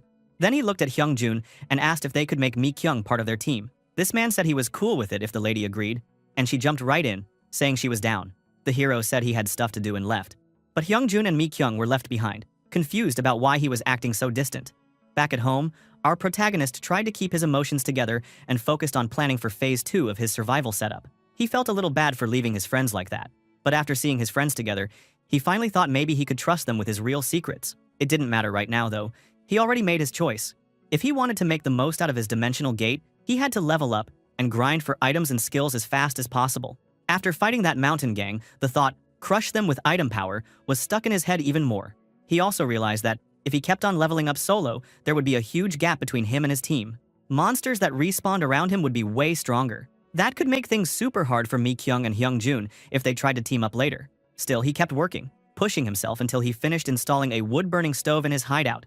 Not gonna lie, he felt pretty good about that. Dingo loved it too, sleeping like a baby next to the warm stove. There were just a few more things to set up before his first hideout would be ready for the squad. Our MC decided not to sleep, working through the night to get it all done. Now, there were only 16 days left before the world ended. On TV, a news anchor gave an update about the asteroid. Turns out, the HSA said the thing, Yunjambi, had reached the middle of the solar system. The asteroid broke into 2 pieces because of Jupiter's gravity, and the scientists claimed neither piece was coming to Earth. Thomas Chandler, the big boss of the meteorite department, told everyone there was no risk. But our boy knew better. He remembered that on D5, just 5 days before Doomsday, Yunjambi Beta had crashed. It hit near a Russian ship, and a tsunami pushed the ship to Gamcheon port. That was how the zombies first popped up in Korea. The news kept rolling, reporting on the Uido shooting. The president still hadn't left his house, so the opposition leaders wanted a hearing. People were even starting to say this was all connected to the awakened and the coming apocalypse. Our hero just shook his head, admitting to himself that the end was really coming. One good thing, though, now that the news was on it, maybe awakeners wouldn't be able to get away with crime so easily. Our MC went online to see what everyone was saying. In the comments, people were going wild with their opinions. He noticed one comment from someone called My Dream, and it made him wonder if this guy had been hanging around the whole time. My Dream was a chill player who always helped newbies. And back in the day, our MC's group had played with him a few times. That dude's dream was to build a bunker. If he didn't have his special portal, he might have even joined. He decided he wouldn't make any deals unless his veteran friends joined too. But he bookmarked My Dream's comment, just in case. Finally, he shut the laptop and started thinking about building his second shelter. Man, there was no time to waste now. The next morning, our boy was standing in front of his hideout, looking like a zombie himself. He realized he had just pulled 2 all-nighters back to back, and man, he was dead tired. Still, seeing the outside of his shelter all finished made him feel way better. Like, maybe he could actually survive here. Now, it was time to figure out how to use the solar panels for electricity. This part was not simple. He needed to mess with a lot of wires to make sure his electronics wouldn't just explode or something. But when our MC plugged in his phone and saw it charging, he felt like a genius. He threw his arms up and basically told himself he had built the perfect setup for surviving in this nightmare world. For the first time in ages, he actually felt good. Yesterday, he'd also gathered up some luminous and ignition stones. And after more digging, he found a new mineral, emerus, that was even harder and sharper than obsidian. Sure, it was useless for now, but hey, free loot is free loot. He made a note to install LED lights later, but first, he needed to deal with all the food in his basement before crashing. Just then, Dingo started freaking out outside. Our hero ran out to see what was happening and found his dog face to face with some nasty maimed wolves. These weren't just regular wolves, bro. These things were straight out of the Asura game and usually lived way up in the mountains. So, what the hell were they doing here? Dingo looked pissed. And Seong-ho guessed these might be the same wolves that killed the puppy's mom. He tried to calm Dingo down, but honestly, he couldn't really take on a whole wolf pack right now. If he turned around to grab a better weapon, he might get jumped from behind, and that would be game over. So, our protagonist decided he needed to make the alpha wolf run away, and the rest would bounce too. He noticed these wolves only moved if their leader moved first, and they seemed super careful. He also remembered they had killer noses, crazy sensitive to smells. Luckily, our boy had pepper spray. If he sprayed the alpha, he could probably make it leave the area. But he was sweating because if he failed, he'd be dog food. He started thinking of ways to distract the wolf for a clean shot with the spray. Then, an idea hit him. He decided he was going to protect the hideout he worked so hard to build, no matter what. Without wasting time, he threw a knife at the alpha, but this wolf had moves and dodged it. Then, it lunged at our MC. Right when it got in his face, Seong-ho opened his portal and hit the wolf with the pepper spray. The alpha totally lost its cool, and right then, our boy stabbed it right in the eye. That was enough. The whole wolf pack panicked and ran off. He basically collapsed, breathing hard, but he was alive. Dingo ran over to check on him, and he pet his dog's head, promising to get revenge for Dingo's mom one day. Now, there were just 15 days left before the world ended. After all that, our hero went back to organizing the basement, and then he headed out to the hardware and pharmacy store to finish getting his defense gear. Bro had been awake for 68 hours straight now. Talk about living on the edge. Fighting off wolves while sleep-deprived? Insane. He even admitted to himself that if those wolves had been werewolves, he would have gotten totally wrecked. It hit him that he'd maybe gotten a little too chill, only worrying about nearby monsters, and not thinking about the random crazy stuff that could show up. Feeling the pressure, he started dreaming about expanding his land and building a bigger, better shelter. His drone scouting trips agreed, so he was on the right track. While he was zoning out, Hyung-jun called out to him, snapping him back to reality. Sung-ho was already planning to use Bluetooth beacons for more security, and now his friend was asking what he was doing out here. The MC just said he was there to buy a bunch of stuff. Jim Bro guessed he was there for weapons, which was kind of weird since they were standing outside a hardware store. But Hyung-jun said it wasn't him. It was some gorgeous new girl on their team who wanted the weapons. After shopping, Seong-ho found out that his buddy had bumped into her and was trying to stop her from buying weapons, but this girl did not care. She was stubborn as hell. Our MC figured it would be easier to just hand her his survival guide summary. But even after reading it, she just glared at him, cold as ice, and that was enough to freak our boy out. He called her out on it, and suddenly, she spoke up. Remembering Seong-ho as the owner of the tteokbokki shop, our MC admitted it, and she seemed super shocked by his new look and attitude. Seong-ho guessed she thought he was being rude, so he apologized, but she just reached for her wallet and handed him a card. This lady was Soo-yeon. And get this, she was actually a doctor. Smart and hot? What a combo. When he realized she was a doctor, Seong-ho explained the game basics to her just like he did for his other friends. But Soo-yeon didn't seem to care much. She said the game stuff didn't matter because it wasn't scientific anyway. Our MC agreed, telling her it was just some dumb game. But this lady wasn't done. She pointed out that he had to be an awakener himself. That hit Seong-ho a bit, but she was right. There was no way he could explain the game so well if he hadn't played it. Soo-yeon didn't push him more on it though, just thanked him for the info. Meanwhile, Hyung-jun was kind of salty that he hadn't explained things as well as our MC had. The doctor straight up told him that Seong-ho's knowledge was on another level, and Hyung-jun couldn't even compare. Soo-yeon thanked our protagonist for being a good person and decided to be friends. Another badass just joined the team. This dude's harem squad was really starting to look stacked. The next day, our boy was in his room cleaning his new spear blade. This weapon looked pretty sick, and he really wanted to see what it could do in a real fight. His setup was ready now, so he called over Dingo, the best dog ever, and explained their mission. He told the pup that they were going to get revenge for his mom. Okay, maybe it wasn't pure revenge, but it was more about protecting their secret base from any troublemakers. If random people found out about Seong-ho's base, that would be a total disaster. So, they needed to move fast and handle these threats before things got worse. A moment later, it looked like John Wick and his dog were about to go on a killing spree. On this job, Dingo had an important role. The two of them were staring down a wolf pack, but something was weird. There were only 4 wolves, and the alpha was nowhere to be seen. Seong-ho checked things out and finally realized what was happening. An owlbear was busy ripping apart a wolf, chowing down on its body. That beast had killed a few of them all on its own. Seong-ho thought the beast was actually making things easier by cleaning up some of these wolves.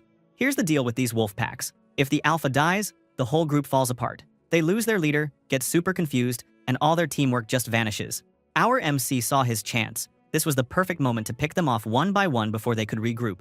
Suddenly, one wolf rushed at him. But Seong-ho was ready for this. He threw out his web trap and caught the wolf like it was nothing.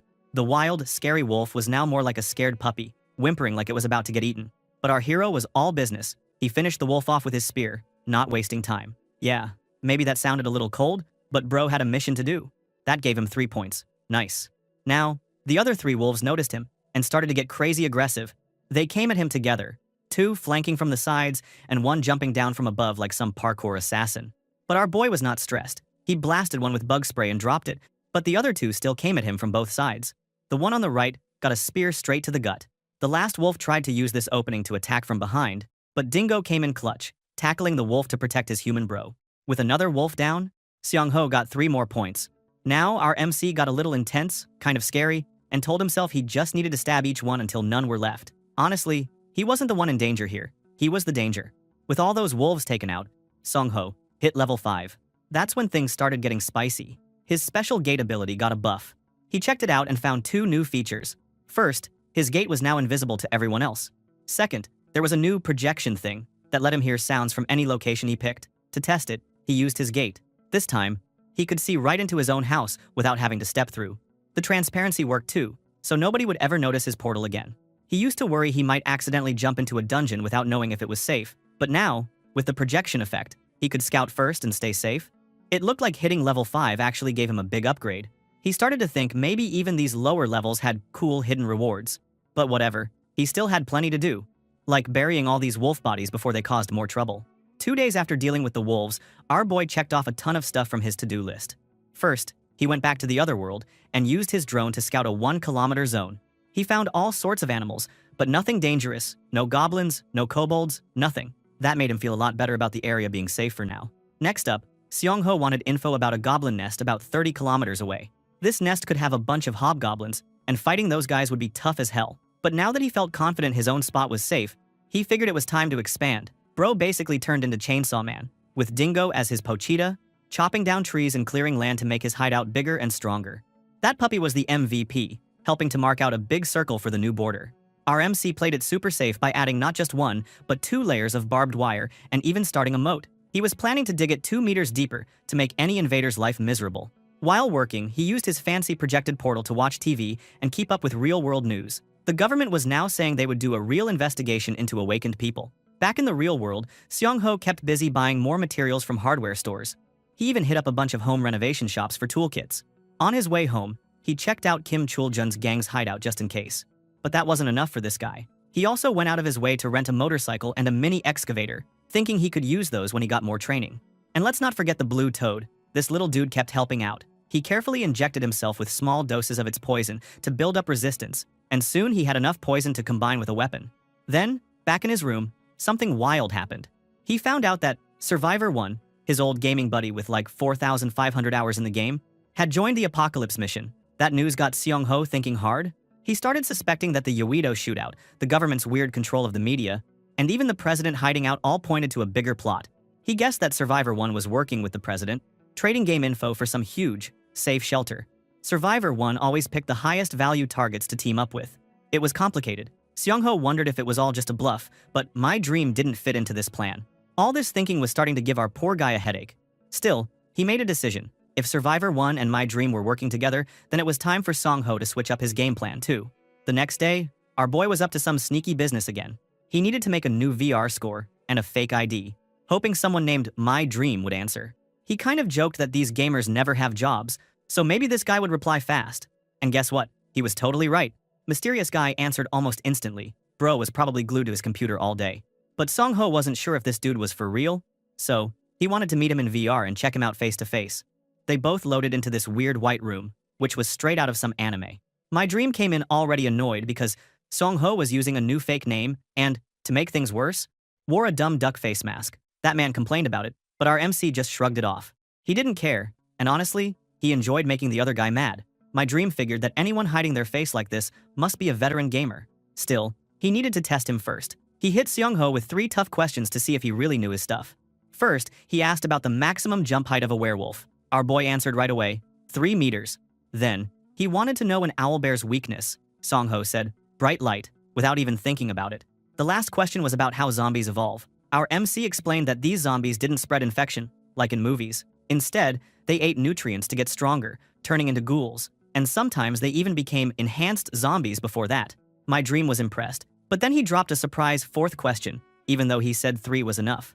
He wanted to know the exact number of special events in the story's world.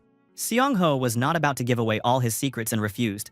This made that sus guy laugh, finally admitting that Seong-ho was the real deal. Our hero was kind of annoyed now, so he told My Dream to get Survivor 1 on the call too. But the sus guy said that wasn't possible right now and didn't even give a reason, which sounded like total BS. Our boy called him out and said it was crap.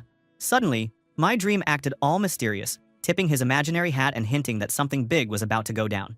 Seong-ho started to wonder if this dude was just stalling for time, or maybe he was totally nuts. But then, out of nowhere, Seong-ho got a bad feeling. He realized this mysterious guy was doing something dirty. He was actually doxing him right there, trying to find his real identity. At the same time, back in the real world, a guy walked into Seong-ho's internet cafe, bringing 2 security guards with him. The man ordered the guards to lock all the doors. The receptionist tried to tell him that he needed to pay for his computer time, but this guy just grabbed her arm and made it clear they weren't here to play games, but to find someone. Seong-ho noticed that this was supposed to be a chill, undercover mission, but this crew was going full crazy.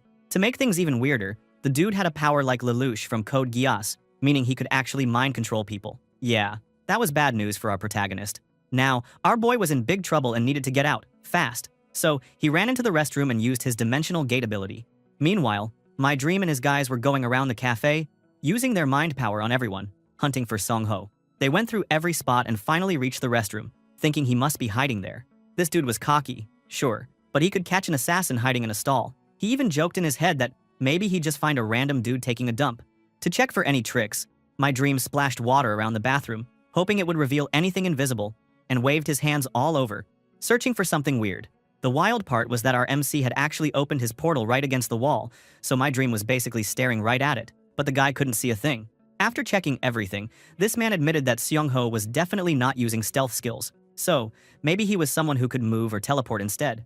Then, he told his goons to search every last corner and promised a big reward for anyone who caught our protagonist. While all this was going on, Seong-ho watched them through his portal and thought about his situation. He reflected that even though he was kind of rich in real life and pretty humble in the game, he never wanted things to end up like this.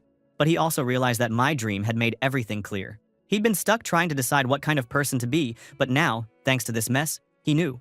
He was done running away. If people wanted trouble, he would fight back, no more holding back. So while these idiots kept searching, thinking he was some movement specialist, Seong-ho planned his move. Then, like a total boss, he popped out from behind My Dream and hit him with a high, scaring the crap out of him. This sus guy saw him in the mirror, but it was too late. Our boy lunged with a poisonous spear, slashing him in the leg. That poison worked fast, and My Dream's body started giving out. Honestly, this dude had been trying to show off with his mind powers, but one slip-up and he was done. Seong-ho smashed his face against the wall, warning him not to mess around and making fun of how much the poison hurt.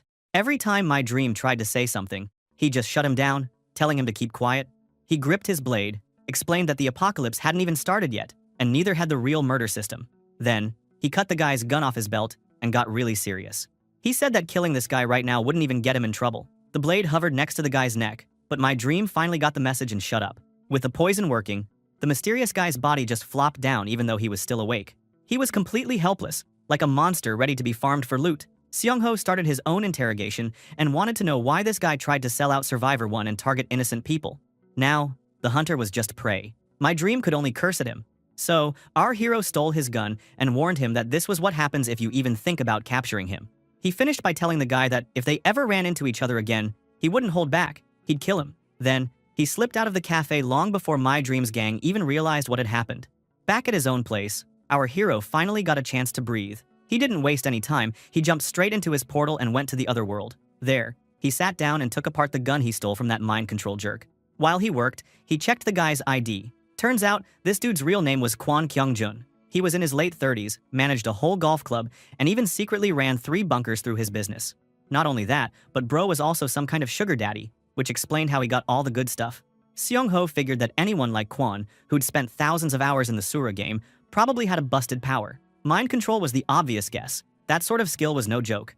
Of course, just having thousands of hours in a game didn't mean someone would be OP. Even the biggest no-lifers in games like Valorant or Counter-Strike could grind forever and still be stuck in bronze. The world of Asura was different. It always respected survival above all. That's why our boy's own portal ability was like a cheat code, especially if you were a veteran. But this was just a theory for now. He wanted to check out another veteran's skill before he got too cocky. After that, he tested the gun a couple of times, making sure it worked, and thought about how soon the apocalypse would hit. Suddenly, a notification sound is heard behind the portal. He checked it, and it turns out the second precursor phenomenon, the Goblin Assault, has begun at Mount Gaesan. Without waiting long, our protagonist immediately went there. He parked the car and got out with his beloved dog. He thought that the police would start observing the area, and since the goblins would definitely build a temporary nest there. Then, his genius pup led the way as they set out into the forest. It didn't take long for Dingo to bark like crazy at something up ahead. When Seong-ho got there, he found a whole mess. Dead police officers, along with a bunch of dead goblins. That was pretty wild, even for our MC. He kept calm and checked the bodies. Shockingly, one of the cops was still alive. He wasn't badly hurt, but he'd been hit with some kind of paralysis poison. What really bugged our boy, though, was that this cop didn't have a gun on him. Maybe he never even had one. But Seong-ho doubted it.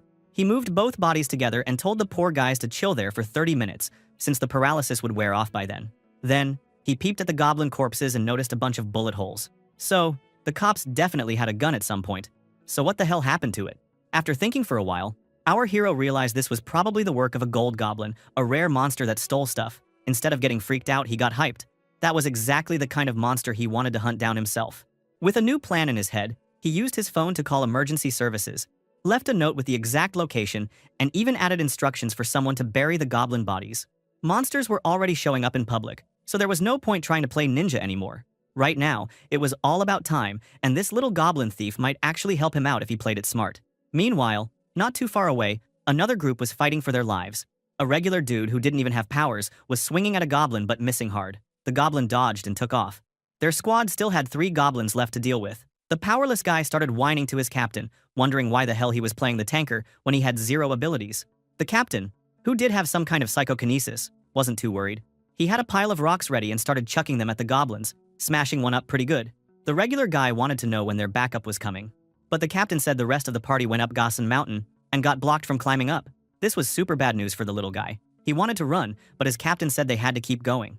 Just as things got ugly, with 3 goblins ganging up on the powerless dude, the captain started blasting more rocks to save him. At least these goblins weren't as strong as the ones from the game, so there was a tiny bit of hope.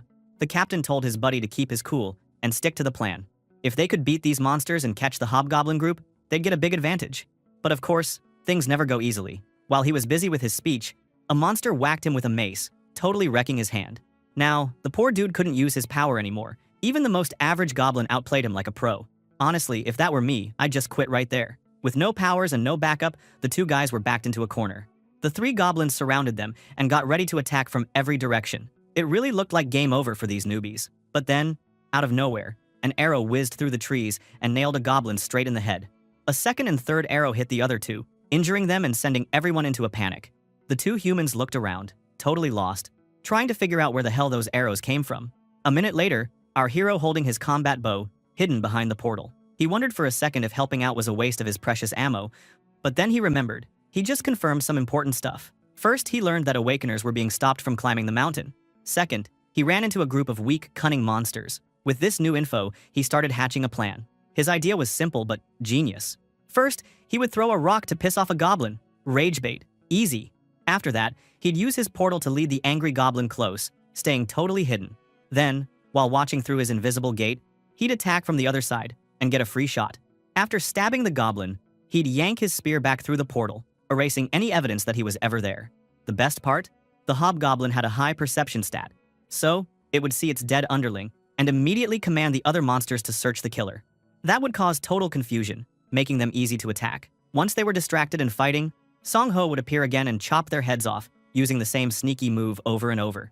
Honestly, it was a dirty trick, but that's what happens when a veteran gamer gets a cheat skill in real life. Our boy was feeling pretty good about his sneaky plan.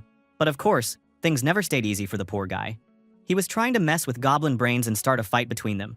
But suddenly the hobgoblin turned right toward him. At the same time, the gold goblin made a run for it with all the loot. That was not what our MC wanted to see. This meant that those two monsters had a huge argument, and now he was standing in the worst spot possible. And things got even worse, bro. The big boss was not just big, it was fast as hell. Captain Mustard, yeah, that's what we're calling him, charged right at Seong-ho, swinging that nasty mace. Our hero had no choice. He tried his best to block the hit, but the impact sent him flying right into a tree. I gotta say, that probably hurt like crazy. Now he was shaking, beaten up, and barely standing. It looked like he was about to get his brain smashed in for real. The hobgoblin wasn't wasting any time either. It rushed in, ready to finish the job. If Song-ho went down now, he was totally cooked, extra crispy, bro. Just as the monster's weapon came for his head, something insane happened. Our MC's health dropped so low that his special skill, Survival Instinct, kicked in. A yellow light flashed, and suddenly Seong-ho reacted like a wild animal. But get this, he didn't attack the big monster. Nope. Instead, he turned and sprinted after the gold goblin, who was trying to escape with all the stolen stuff. Using the mind control guy's gun, he aimed at the monster's head and popped it with one clean shot. Headshot. Easy mode. The gold goblin dropped, and Seong-ho snatched back the loot, but our hero wasn't chilling yet. With the hobgoblin charging again, Song-ho called out his dimensional gate. He still had to deal with the angry boss monster chasing him. So, what did our boy do? He whipped out his gun and started blasting, John Wick style, even though it was totally a melee fight. The big boss just couldn't handle the smoke. Seong-ho slashed it up with some serious style, cutting into that ugly thing until it finally screamed and dropped dead. Level up, baby! He hit level 6 and got 18 points for his troubles. He even picked up a new skill, Terrain Sense. Now he could sense all the stuff around him, which was pretty sick. And, just like last time, all the weapons he used got an upgrade and turned into real, special items. But the man couldn't relax. He heard a search party coming, so he grabbed his gear, warped back through his portal, and made a clean escape. The only thing on his mind was hiding out and getting some rest before people started poking around. The next day, Dingo, everybody's favorite dog, woke him up. Seong-ho checked his watch and realized he had slept for a whole day. No surprise, since he got wrecked yesterday. He made a note to himself. Only use survival instinct when things were really, really bad, because the after effects were no joke. Before heading out on his next mission, our MC wanted to see what kind of loot he pulled from the gold goblin. He dumped everything onto the table. A couple of revolvers, a dagger, and a pile of random goblin stuff. Not too shabby, right? The revolver was fine. But the real jackpot was the mithril knife. This thing was legendary, a weapon that would never rust or break, even when the world's metal turned to dust. Only a handful of items in the game had that kind of power, and this knife was worth 100 points in the shop. But how the hell did a goblin get such a crazy rare item? Seong-ho looked over the blade and saw it wasn't perfect. There were some flaws. Still, it got him thinking. The cunning monsters here were running around with metal weapons. No way they made those themselves. Maybe something big had changed in their world. Maybe there were smart goblin scientists out there doing some wild experiments. Our boy had no proof, so he decided to shelve that theory for now. He switched focus to the little pouches. Jackpot again. He found a bunch of shade grapes. These boosted night vision if you ate them. And just carrying them explained why goblins always moved so well in the dark. Seong-ho checked his status window and grinned. His growth was way faster than in the game, and that was a good sign. With all the loot sorted and stats looking good, our MC decided it was time to head back to the normal world. He opened the portal and scrolled through his phone while he walked through. The second he got a signal, his phone went nuts. Everybody wanted to check on him. Hyungjun, Mi-kyung, even the new doc, Soo-yeon. Our boy started to wonder if he was finally the cool guy in the group. Before anything else, he made his way to the gym. He swung open the door and found his friends waiting. They all rushed to greet him, looking super happy that he was still alive. Even I gotta admit, that was wholesome. Seong-ho noticed some new faces and asked about them. Hyung-jun introduced his party members, Lee Kong-hun and Kim Bora. They all said hello and got along like a real squad. Our boy was expecting one more new team member, but apparently, that guy was busy shopping for camping gear at a discount store. The poor guy couldn't believe a place like that existed. But Mi-kyung told him it was actually super nice and really modern. Jim Bro asked Seong-ho if he had seen the crazy news lately, and our MC told him he was all caught up. He already watched it all on YouTube. Apparently, there was that same doctor from the Gaesan Mountain incident who panicked on TV and told everyone to get ready for the literal end of the world. Now, even the president was on the news, holding national meetings and trying to track down the creator of the game. Bro, the world was getting even crazier, but at least our MC had survived another day. Hyung-jun wanted to know what Seong-ho's next big move was. Everyone there was pretty much gathered, because our boy knew the game better than anyone. But Kong-hun, this loud dude in the group, was rolling his eyes. He grumbled that the gym guy kept asking for advice even though it was super obvious. Everyone knew killing goblins got you points. So if an awakened person took down a monster, they'd just jump straight from level 1 to 2. For him, that meant the only real plan was to gather up as many supplies as possible. The guy was talking like he knew everything, but honestly, he was just making stuff up and had no clue how wrong he was. Seong-ho finally spoke up and let him know that none of that was right. But before our MC could even finish, Kong-hun cut him off, acting like some stubborn Reddit troll who couldn't hear anything but his own voice. He demanded to know if Seong-ho had even played the game. Our boy denied it. He needed to keep his secret, after all. But that just made Kong-hun run his mouth even more, saying, "You shouldn't just trust random people online if they don't even play." Bora, the other girl in the squad, jumped in next. She was super curious about zombies and wanted to know how the infection really spread. She pressed Kong-hun for details, asking what the conditions were to get infected. And bro, this annoying guy answered with the dumbest thing. He claimed that anyone who had ever touched an awakened person would never turn into a zombie. Like, what? That was straight up nonsense. But the dude slammed his hand on the table, super proud of himself, and stood up like he was the main character. Just because he was awakened, he thought he had all the answers. He bragged that even if a normal person hung out with him, they'd be safe from the spores. Total clown behavior, but Bora looked impressed and stuck close to him like he was some genius. Then Mi-kyung stepped in and asked if Kong-hun had cleared the hardest tutorial. She barely got the words out before he cut her off again, telling her not to worry because he'd protect her anyway. Our MC was getting so annoyed with this guy's act. He had to admit that the guy's theory wasn't the worst on the planet, but there was absolutely no proof that awakened people were fully immune to the zombie stuff. The whole chat was killed by one dude's ego, and Seong-ho finally understood why Hyung-jun dragged him here in the first place.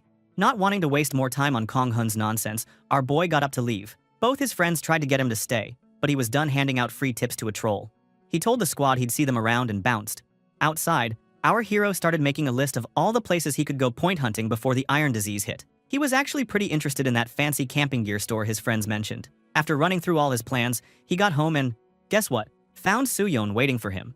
The elegant doc actually had something for him. She pulled out a pouch, but inside it wasn't just a first aid kit.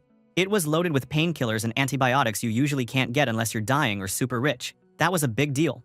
The kit also contained a piece of paper with her address written on it. All casual, like it was totally normal. That really confused our poor guy. But the doc thought it was only fair to share her location since she knew where he lived. For real, I'm totally on team Soo-yeon, bro. Anyway, Soo-yeon said goodbye and hurried off to her appointment.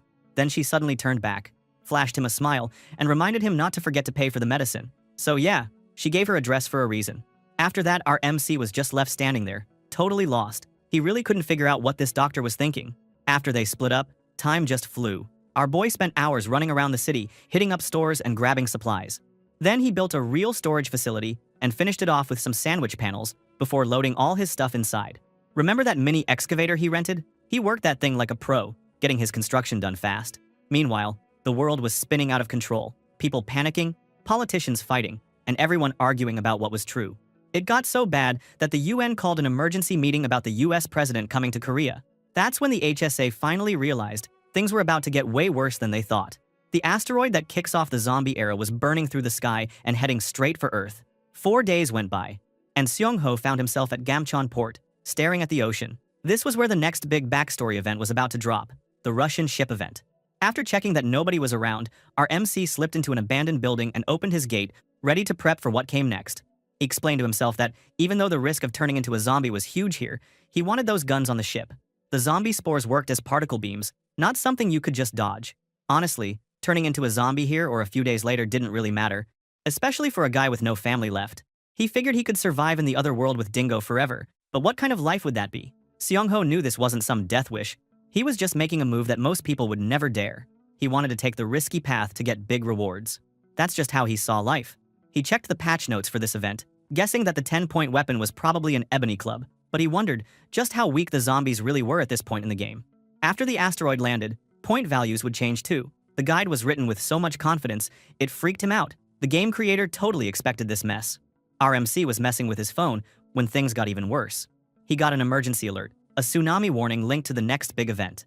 In the next moment, the water started eating up the coast, getting higher every second. Out at sea, a ship was getting ragdolled by the waves. Seong-ho realized the city was flooding. He thought it was better to deal with zombies and monsters than natural disasters. As he watched the chaos, he thought about how powerless people really felt during disasters. But he didn't have the luxury of freezing up. He grabbed his boat and sprinted full speed, supporting it as he jumped straight off a building, no time to waste. He had to finish this job before the government goons arrived. Eventually, he reached the ship, anchored himself, and got ready. So far, so good. Here's the kicker. Awakeners like him don't turn into zombies. Turns out, Kong Hun's dumb theory was actually right about that. Seong-ho didn't even feel that gross zombie itch that would mean infection. That was already a win. Now, he climbed a ladder onto the ship, ready to move on to the next part of his insane plan. Our boy Seong-ho was on the ship, ready for some zombie smashing action. He didn't even bother sneaking around. He actually called out to the zombies, like he was ringing the dinner bell for trouble.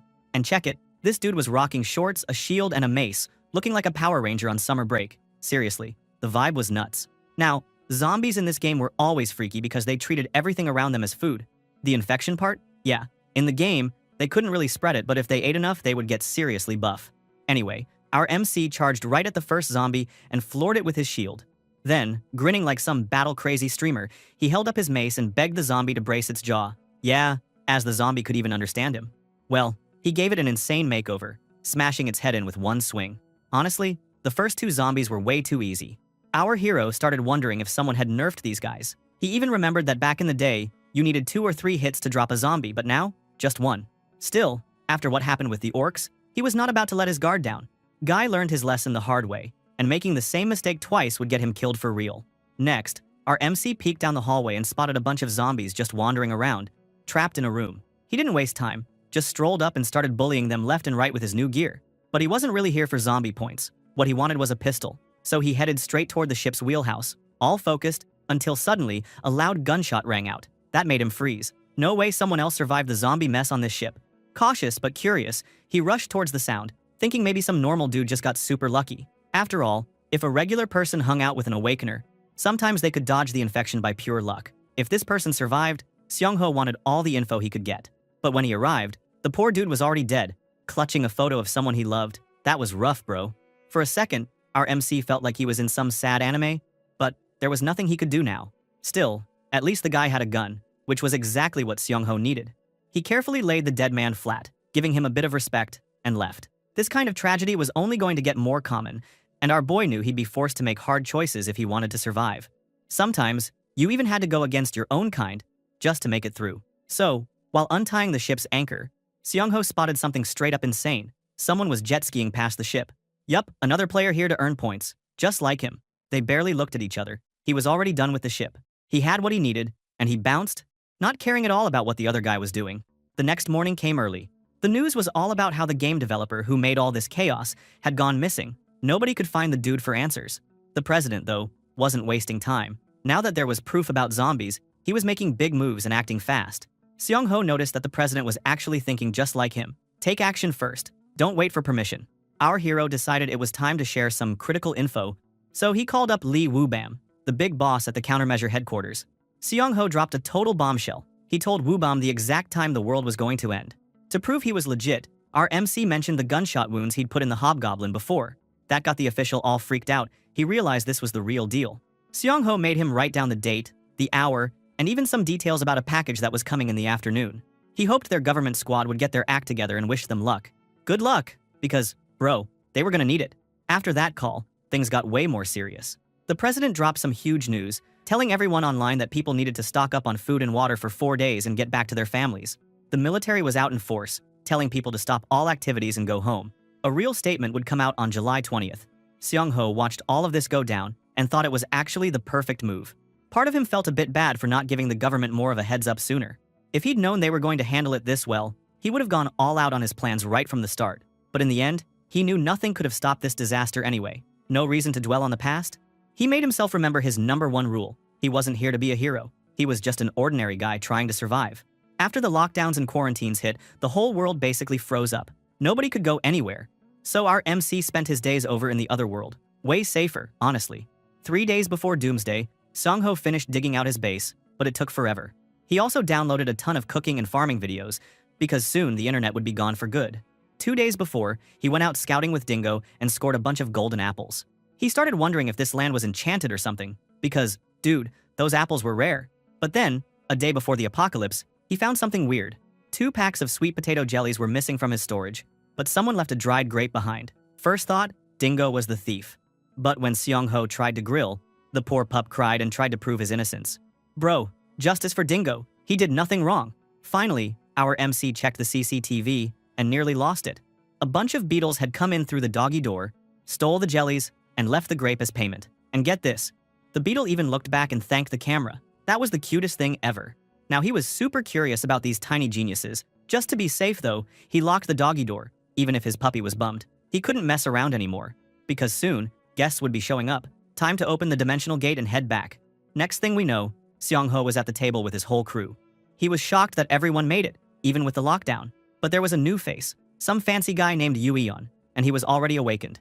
He didn't know much about the game, but he was an electrical engineering student and had a ton of practical skills. Seong-ho loved having this guy on board and introduced himself as a regular, non-awakened dude. Gotta keep the secrets safe, right? Both guys were super polite to each other, but there was no time to waste. Seong-ho wanted everyone to share any new info they had, one by one. First up was Hyung-jun, the gym bro.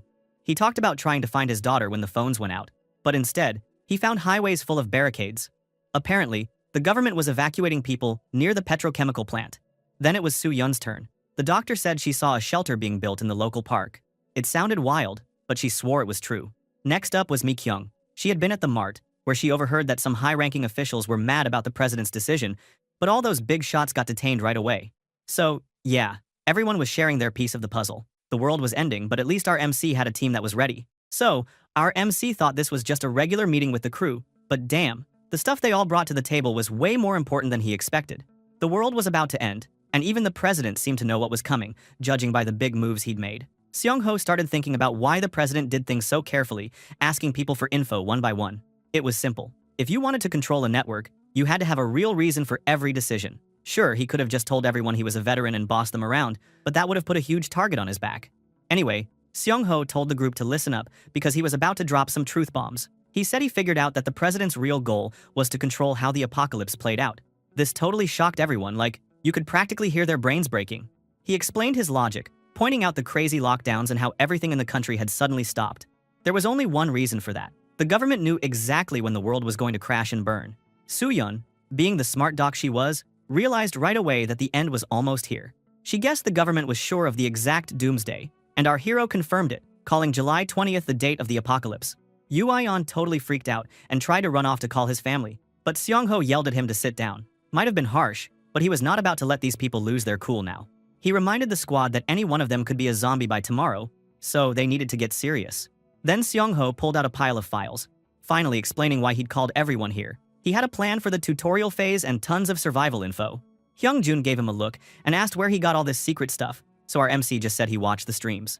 He even apologized to Mi-kyung for lying, but she just laughed it off since she'd been lying too.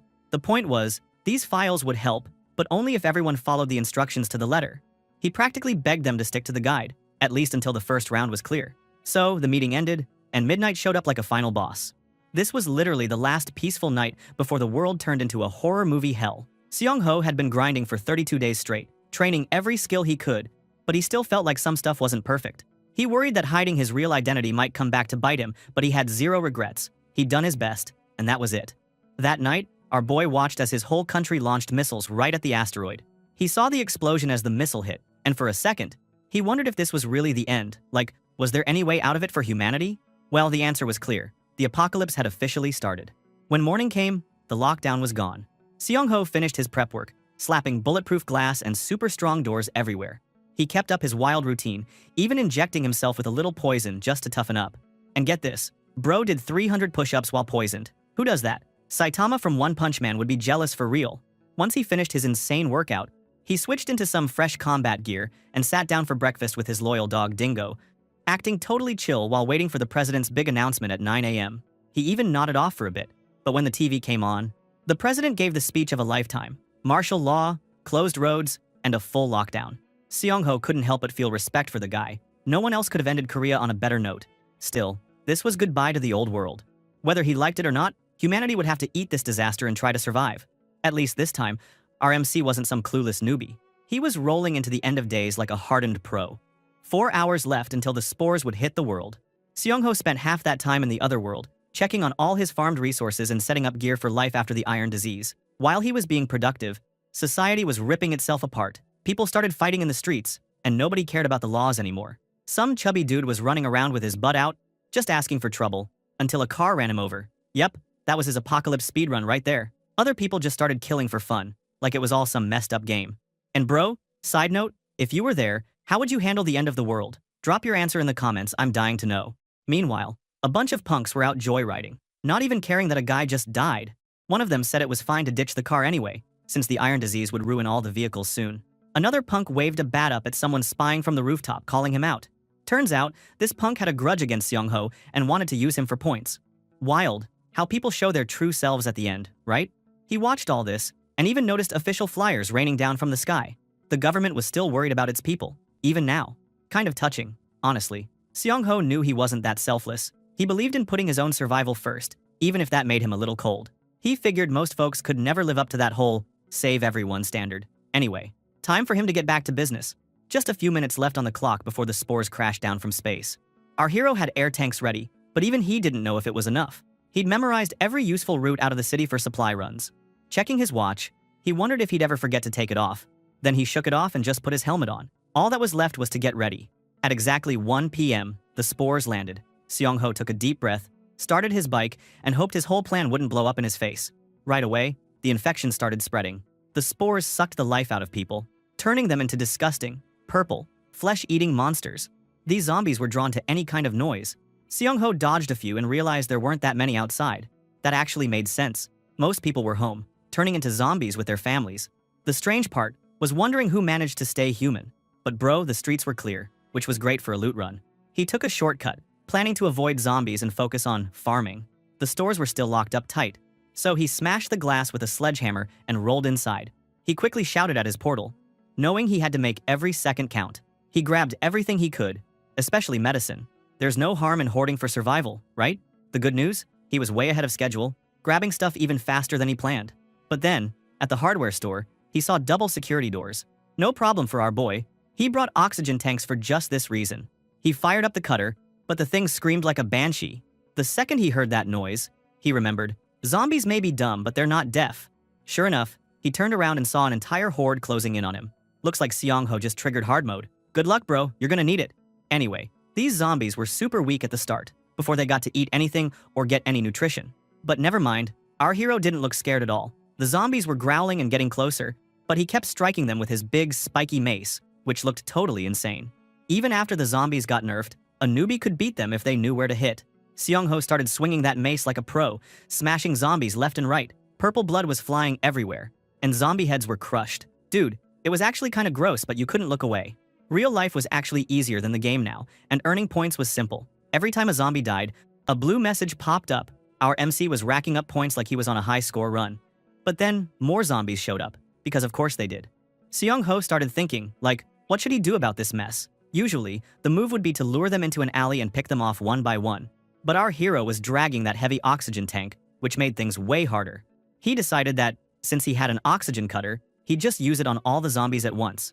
While he was getting ready, he started talking trash, saying the only reason he ever avoided zombies before was that he didn't want to waste time farming, not because he was scared. Our dude was acting tough, but honestly, that was kinda cool. He charged in with his oxygen cutter, cutting zombies while thinking about how he'd spent over 5,500 hours in that trash game. There were no real monsters here, just weak zombies. He basically said that there was no way he would lose to them. After dropping the last zombie, our MC said it was kind of fun and told the zombies to take this as his gift. Then he lit up the oxygen cutter and said he'd send them out with a bang. Dude, you gotta love his style. When it was all over, Seong-ho finished picking through the hardware store. He rode his bike with a cart full of supplies and then headed to the police station. But bad luck, by the time he got there, the armory was already cleaned out. Our poor guy was one step too late. But before he could start whining, he found a corpse in the parking lot with a backpack. Jackpot, bro. Inside it were a gun, ammo, and a bunch of gear. Our MC looked pretty happy about that. After that, he moved to his fourth spot to grab more loot. Things were still under control. With his new terrain detection skill and bonus stats from his loot, he could dodge zombies super easily. The guy was like a ninja, zigzagging around the slow, stupid zombies. He made it to a motorcycle shop, but of course, everyone else had the same idea. There was only one ATV left, so he threw it into storage with some supplies. Perfect choice, since an ATV is a ride that can go off-road. Then, Seong-ho checked out his stats and his otherworld dude was already level 6 with some nice upgrades, but he was feeling a bit tired and thirsty. He took a short rest, ate a glowing apple, and cleared his debuffs. He even thought that his dimensional gate skill was totally busted, but in a good way. Back in the real world, Seong-ho was thinking about where to loot next, but before he could decide, a couple of troublemakers pulled up. In-ho, a blonde dude with tattoos, and his buddy. They both glared at Seong-ho as they'd finally found a big jackpot. Yun-ho yelled that they'd been looking for him, and his friend told Seong-ho that if he didn't have powers, he should have just stayed home. His hand was crackling with electricity. The dude was acting like a boss, but honestly, he looked like someone who would cry if you yelled at him. Then, the punk blasted an electric attack at Seong-ho, but our hero dodged it. Still, the poor guy hit the ground pretty hard. He started thinking that these dudes were way too obsessed with him and wondered what he should do next. He looked at his hand, which was glowing blue, and decided to open the dimensional gate. In-ho told his nervous friend to keep watch for zombies. Seong-ho figured that no matter how he dodged, finishing these guys would be easy. The bastard started trash-talking, asking if Seong-ho was ready to die. But Seong-ho knew that, since the tutorial hadn't even started, the system wouldn't call him a murderer, even if he took them out. Even if it did, he'd just get a warning for his first kill, so whatever. In-ho looked pretty confused, asking where Seong-ho had gone after the attack. Our hero was hiding, thinking that maybe it wasn't okay to kill someone in real life. But in the next second, our MC moved like lightning and had In-ho in a tight chokehold. That jerk started whining, asking if Seong-ho was an awakener.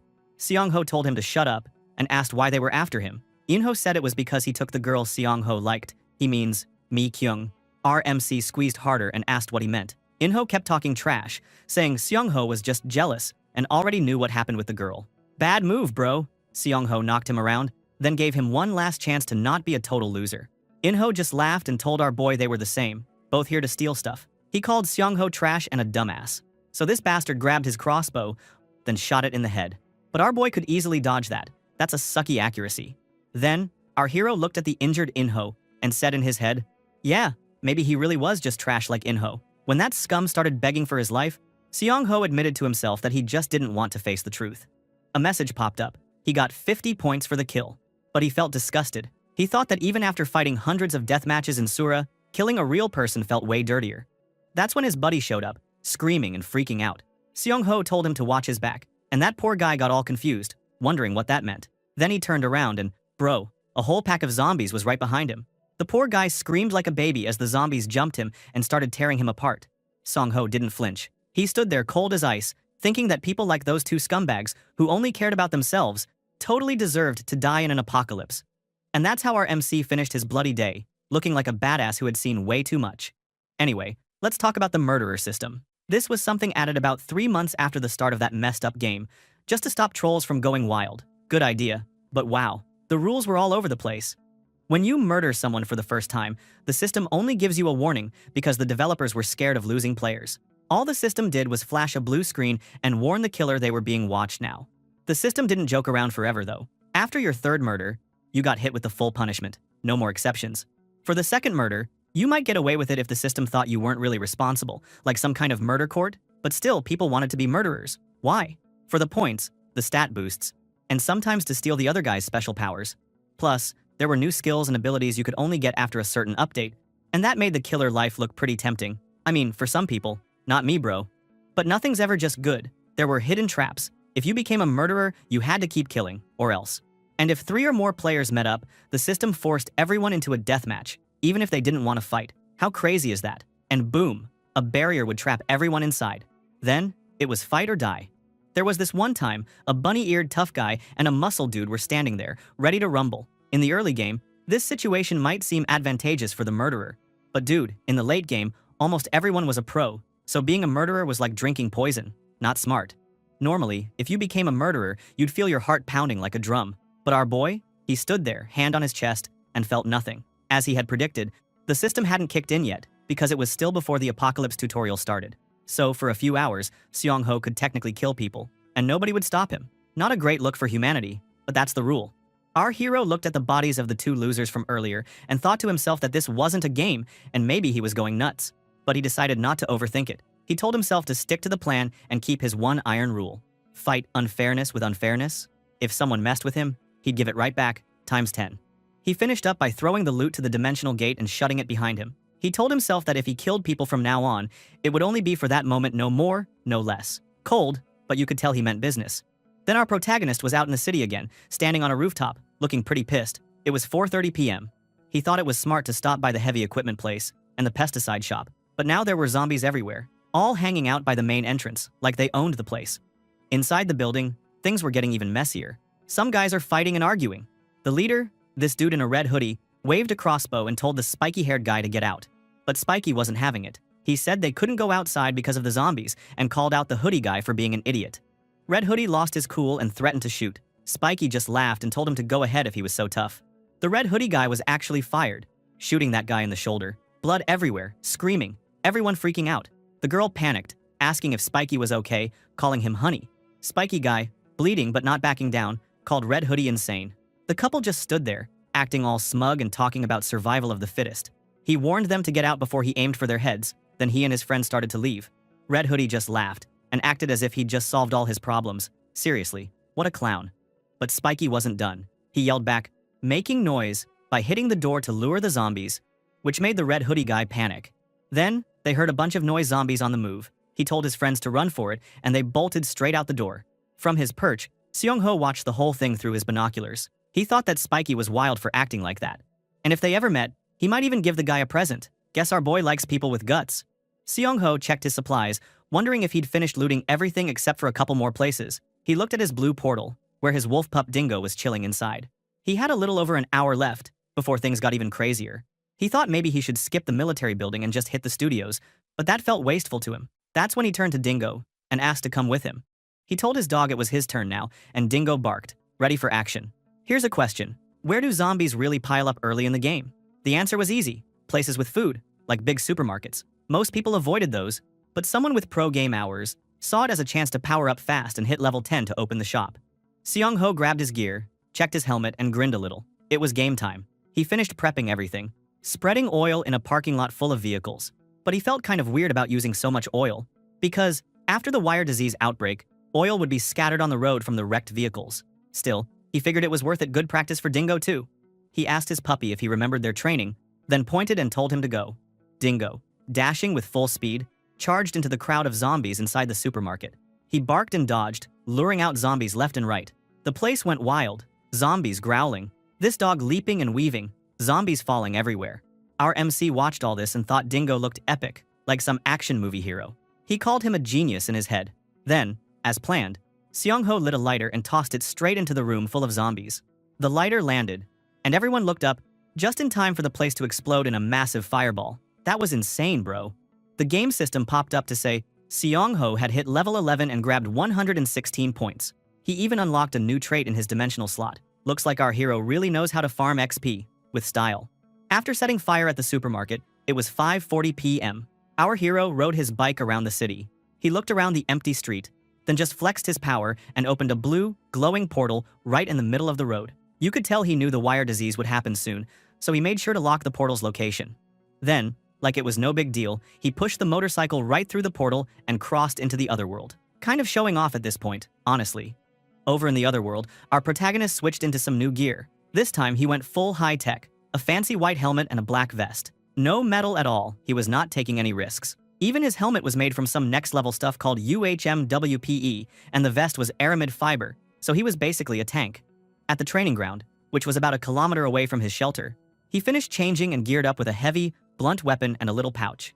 He checked his look and muttered that, even without the zippers and buckles, his new outfit felt pretty much the same. Our MC was just killing time now, waiting for something big. There were about 3 minutes left before something insane was supposed to happen. Seong-ho looked down at his watch and started to get a bit nervous. He remembered that his special trait wouldn't allow entry to the main game with all his stuff, but his crew, This poison toad named Jodok and his wolf Dingo counted as possessions now. Bro had done his research too. He figured out both the zombie spores and this nasty wire disease spread through the air. Zombie spores took out humans, but the wire thing just destroyed anything metal. He was smart enough to pick a spot far away from his shelter and only surrounded himself with wood props. He thought to himself that if his gear melted, he would just have to haul ass back home. Right at that moment, he held a metal ball for testing, took a deep breath, and told himself to focus. He raised his hand, said the command, and boom, a blue portal appeared right in front of him. Things were about to pop off. The city was holding its breath until the destined hour of 6 p.m., and then the wire disease landed in Korea. At first, it looked like nothing happened, but then cracks started to tear through the city like glowing red lightning. Buildings rusted and crumbled, cars fell apart, and everything went straight to hell. This virus, which gamers called the Metal Plague, just nuked civilization back to the Stone Age in literally a blink. Crazy, right? From the other world, our hero was watching, totally tense. Suddenly, a giant explosion rocked the city, a real what the hell moment. Even Seong-ho had to flinch and curse. He guessed maybe the army's ammo depot blew up, but then remembered the only thing that mattered was his secret item, a metal ball he was holding. He checked and saw it survived, so he let out a sigh of relief, but then got all serious again. Like sure, the ball was fine, but could you even call this good when the whole world just melted? He closed up his blue portal and decided to stick to the plan. He walked back to his shelter, thinking he just needed to prepare, even if everything felt pretty hopeless. But hold up, the apocalypse wasn't the only thing waiting for him. When he got to his bunker's entrance, some little beetle creatures were already there, each with a weird-looking root on its back. The poor guy looked at them like, "Bro, are you seriously back here to steal again?" The leader, Red Beetle, handed him a root, and Seong-ho was like, "What the hell? Is this a gift or are you trying to trade for more sweet potato jelly?" Even though he was trying to be nice, he kind of lost his patience and told the beetles they were really pushing their luck. But then, get this, he called them cute. Even our tough MC had a soft spot. He tried to explain that, honestly, he didn't care about food. He wanted strange or rare items instead. But no matter what he said, the beetles just stared at him, totally confused. He gave up, sighed, and sat down. These little guys might be smart, but there was no way they could really talk, right? Then, plot twist, a red beetle stood up and picked a wooden stick, then drew the transaction scheme on the ground. Our boy was so shocked he almost fell over. He wondered if the beetle was actually asking for a trade, or for jelly, right here, right now. Seong-ho got excited and reached out, but the beetle got spooked and slapped his hand. The boss beetle made some funny noises, and he apologized for being too fast. After a couple more beetle squeaks, Seong-ho just decided that, sure, this was a deal. Suddenly, a blue system window popped up, saying he had successfully communed with the black beetle swarm. The boss beetle wanted a contract, which was pretty wild. Our boy thought it was weird, since for his other pets, things just ended at successful communion. He realized that maybe really smart animals needed contracts instead of being claimed.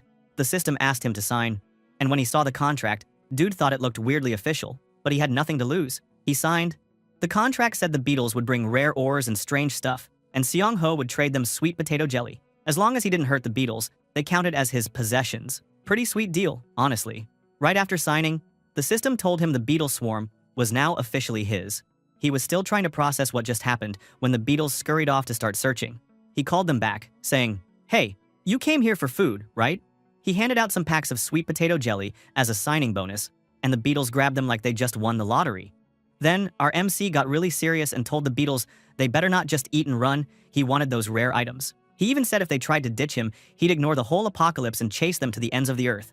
Insane, right? But then he just grinned and cheered them on. That's our hero for you, one part apocalypse survivor, one part jelly dealer, and somehow the boss of a beetle gang now. What a life. After making friends with little beetles, our MC was back at it, grinding through this brutal game world. The tutorial phase? Yeah, it always started at night, when everything was extra creepy and dark as hell. The poor guy figured he had about 2 or 3 hours to do whatever before things got really wild, so instead of chilling out, he kept moving, packing up all his scavenged loot on a table. Dude had snacks, drinks, bandages, even some nice extras like matches and a ceramic knife, stuff that definitely wasn't junk. He thought these guys must have been way more loaded than he first guessed, especially since they had gear like that. He felt pretty pleased with what he found, but he knew he couldn't just sit still. He had to find out more about the gang's survivors, even scout their hideout, no matter what. Our protagonist finished sorting through all the gear, then plugged a scavenged PC tower and one of those NAS hard drives into his docking station. He started scanning through the data, hoping maybe he'd score something useful. What did he find? Bro, files stacked with a ton of media like game covers, music players, all sorts of random stuff. But just as he was about to quit searching, our boy found something he really wasn't ready for. When he checked one of the folders, he suddenly jumped. Was that Mi-kyung? On the screen was this promo photo of a woman who looked exactly like her, showing off in a stylish crop top and shorts. He wondered if she was actually an idol or something. Then he figured, honestly, someone who looked like her being just some regular person would probably be the real surprise. Our MC sat there thinking, but then decided it was better to just delete the file. He remembered how Mi-kyung acted back in the day at the salon, and figured she probably wouldn't want that memory hanging around. So, he wiped it and said that was enough snooping. With that done, he focused on something way more exciting, checking out his new perks for hitting level 10.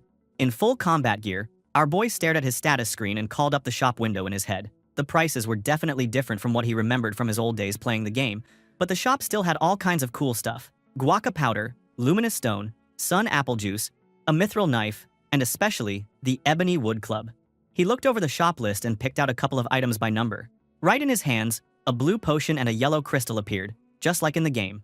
He figured, if things worked the same way here, maybe he could still use that old trick, the bug, that only worked during the tutorial. Next, he checked out his new bonus trait, Dimensional Slot. A blue window popped up, explaining the slot system. Basically, it was like having a special pouch that could hold up to 5 different things, and you could grab any of them instantly with a thought. Our hero was pumped. He started calling them out, slot 1, slot 2, all the way to slot 5, and 5 glowing blue cubes floated around him. He thought this was insane. This meant he didn't have to lug all his gear around anymore or hide weapons with his portal trick. He could just stash it all in the slots. He loaded up all 5 slots, maxing them out, and thought this was the most busted, overpowered trait ever. He even explained to himself that scaling meant a skill that got super strong the longer you played. Before heading out, he told Dingo, his wolf pup, to keep an eye on the house while he was gone. Then, with a big blue portal swirling around his hand, he got ready to finish this annoying tutorial. Our hero jumped through the portal and landed in the middle of a totally trashed city. It was pitch black, with buildings falling apart everywhere. He looked up. Yeah, it was way too dark out here. He tried to use his moonlight and terrain sense skills to see, but it was useless. So, he pulled up slot 3 and grabbed something special, shade grapes, which would boost his night vision. He hadn't seen any more of these in this world, so he kinda wanted to hoard them for later, but he realized it was better to use them than to die because he couldn't see. He ate the grapes, and boom, his eyes started glowing freaky yellow, and suddenly, the whole ruined city lit up for him like it was daytime. He was impressed, saying he could see everything now. Helmet back on, he looked for somewhere safe to hide out for a bit, yellow eyes glowing through his visor. He climbed up a ruined building and checked out the zombie situation below. He remembered that, in this world, nobody was going to warn you when events started, except for the tutorial. Here, the start was announced by the arrival of a moving wall of zombies, which was honestly the most obvious warning ever. He told himself, there were 2 ways to trigger the zombie rush. First, getting spotted by a zombie. Second, picking up a special tutorial item. He moved carefully, then reached down to the safe building to spawn the item. He had to stare at a certain spot for a while. Then, snatch the weapon right before it finished appearing a bug that only worked during the tutorial. And it worked! A blue spiked club started to form, but before it finished, our boy grabbed it. There was a flash, and bam, he had the weapon. Even better, the same process let him clone a second identical club, which happened to be the premium version from the shop. That was just broken, bro. He double-checked the patch notes, but most of them were vague nonsense, except for one legendary change that made things way easier. He laughed, hearing the zombies getting louder and ready to chase him. He told the crazy horde to chill out, and figured even if he wanted to avoid them, there was no way. He was going to be stuck fighting these freaks for a while. Glass started breaking all around him, and zombies closed in. Our MC started smashing heads with the spiked club, and blood spurted everywhere. He said he was going to keep killing zombies until he was sick of it, because one way to clear the tutorial was just to wipe out every single monster on the map. But, if he didn't feel like a bloodbath, there was also the option to just break through the zombie wall and escape. He tried that for a second, running fast and swinging through the horde, but there are too many. He was annoyed and swore, realizing he couldn't just speedrun his way through like some insane gamer. But he shrugged it off. Didn't matter. His plan was always to hunt down the big boss and crush it anyway. So he got up, eyes glowing and ready, and sprinted off into the ruined city like a real apocalypse veteran, ready to end this damn tutorial. So, Seong-ho was running through the ruined city like a madman, not stopping even for a second. But don't get it twisted, he wasn't just running around for fun or looking for zombies to smash. Nah, he was hunting something serious, the boss monster. Only, you don't find that thing just anywhere. There's always some checkpoint you gotta hit in the tutorial area, and the boss only shows up if you march yourself right to that spot. So, our hero was cruising through this hellhole, his helmet on, eyes scanning hard, when the system suddenly warned him that his shade grape power was about to run out. Dude started running hastily while avoiding zombie attacks. He remembered that somewhere within a 3-kilometer radius from the start, there was always a checkpoint, A building with no zombies at all. Yeah, you heard right. Clean, untouched, totally safe. He spotted it, a big building shining like it didn't get the memo about the apocalypse. He wasted no time, jumped inside, and finally, for once, felt like he could chill for a second until the boss respawned. He took off his helmet and was about to head to the roof to check what kind of super zombie was spawning this time. But then, bam! He looked up and saw Mi Kyung staring down at him from the stairs, eyes wide as she'd just seen a ghost. She called out his name, all surprised, and bro, even our MC looked pretty shocked for a second. Next thing you know, they're talking in this safe zone. Seong-ho asked if everyone had made it out alive, and Mi Kyung said, yeah, thank God. Then, he wanted to know how the hell she ended up all the way over here. The girl explained that, no, it wasn't like they just ignored the guidebook or anything. It was just that Kyung-hoon, one of the guys, insisted they all stick together, and then, surprise, the zombies crashed their party. This obviously pissed off our boy. He couldn't help thinking that Kyung-hoon was a total troll who didn't even use the info he was given. He told Mi Kyung to listen up because things were about to get rough. He thought to himself that acting like a normal person instead of a player in this situation was just asking for trouble. He warned her that soon, a boss-level enhanced zombie would be summoned. Mi Kyung freaked out and asked if that was his plan, but he said nope, he just got dragged into all this mess because someone else caused trouble. She looked kind of embarrassed, but he didn't let it stop him. Seong-ho explained that when the boss is defeated, the wall of zombies breaks, and they stop attacking. One dude in a video even said that if you run or hide at that moment, you finish the tutorial. The lady asked when the boss zombie would show up, and the MC just said, soon. Guess what? Right then, a giant zombie exploded onto the scene, crackling with blue lightning, red tentacles coming out of its head. Honestly, it looked insane. Mi Kyung said it looked gross, and bro, she wasn't wrong. Then, Seong-ho asked her if she'd noticed anything weird happening to herself, and she was like, why would he ask that now? Our hero explained that zombies like this one could seal something, and Mi Kyung, looking nervous, tried to open her system window. But bam, red warning, her trait was sealed, just like he said. Seong-ho thought for a moment, then turned to her and asked if she still trusted him. Mi Kyung smiled and told him that, of course, she did. He already saved her more than once. He wanted to check one more thing. He asked if she still had all the items he sent her. She said yeah, everything was in her bag, including the flare. Good enough for him. He told Mi Kyung to run up to the roof and draw all the zombies' attention, while he'd take care of the boss. He put his helmet back on and got ready. But inside, our poor guy was kind of annoyed he'd come down like a pro. But now the boss zombie had this trait sealing effect, and that was a huge pain. He thought about how, in the game, traits didn't even exist, so monsters like this couldn't seal them. But now, in the real world, even monsters had new tricks. He figured if he'd known this would happen, and he would have loaded up his best gear differently. But then he noticed something weird. His additional traits weren't sealed. A bow appeared in his quick slot, and he realized maybe it was because this enhanced zombie was a lower level than him. So, some of his skills and items still worked. He called that good luck, finally. He loaded his bow, aimed, and thought if the boss was lower level, it probably wouldn't drop many good items. But whatever, he wasn't alone, so he had to play it safe. While Mi Kyung set off her flare on the rooftop and got a whole horde chasing her, yelling and pulling more zombies her way. Our MC watched all this chaos and thought, hey, at least this girl's good at getting attention. Suddenly, the system told him his strength went up by 1. Free stat point? Nice! He joked that maybe this fight was a fair trade after all. He aimed at the boss zombie, ready to pay it back with a one-shot kill. He fired, and his arrow shot out, hitting the zombie in the right chest. The monster screeched, blood flying everywhere, but it wasn't dead yet. Seong-ho grumbled that his aim was a bit off because of the bad visibility. So, he couldn't get the one-turn kill. No big deal, though. He pulled out his spiked mace, leaped down, and smashed the zombie's head open with a brutal swing.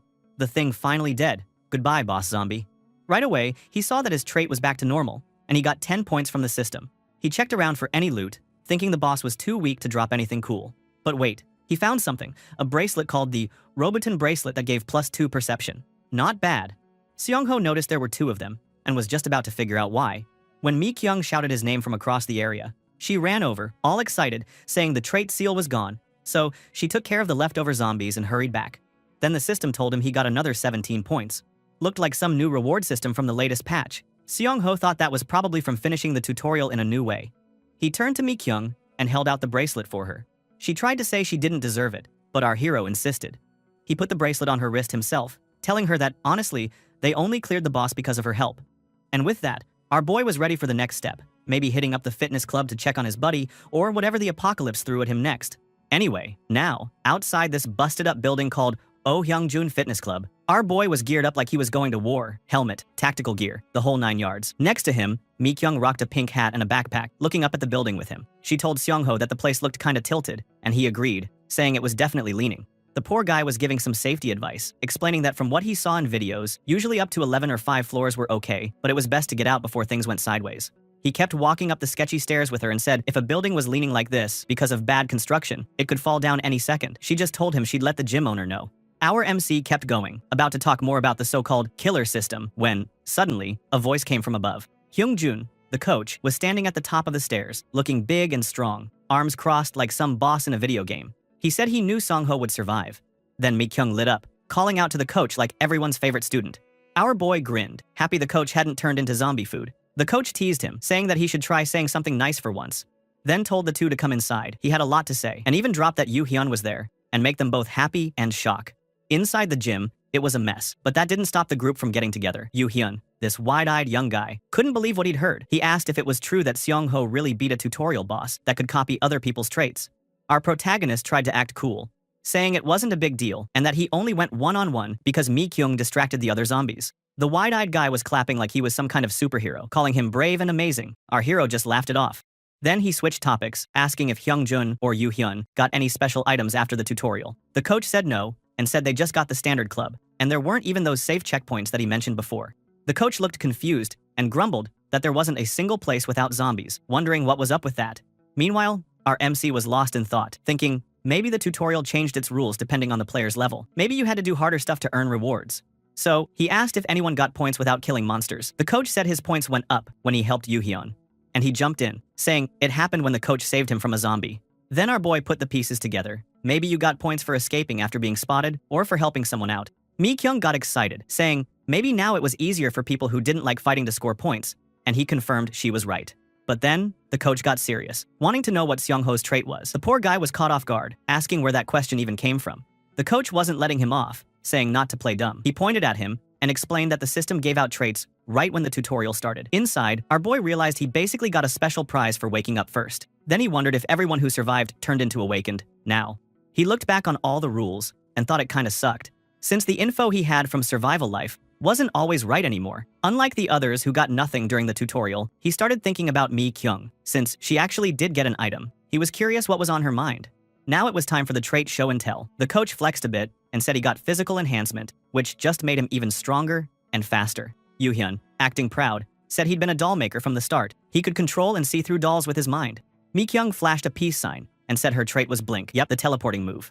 Now, our hero felt the pressure. His friends were all being honest, and he thought maybe he should finally confess his real power. But he didn't know how they'd react, so the poor dude decided to stick to the plan and not spill everything yet.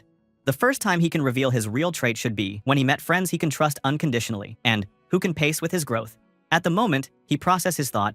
Mi-kyung whispers something to the coach.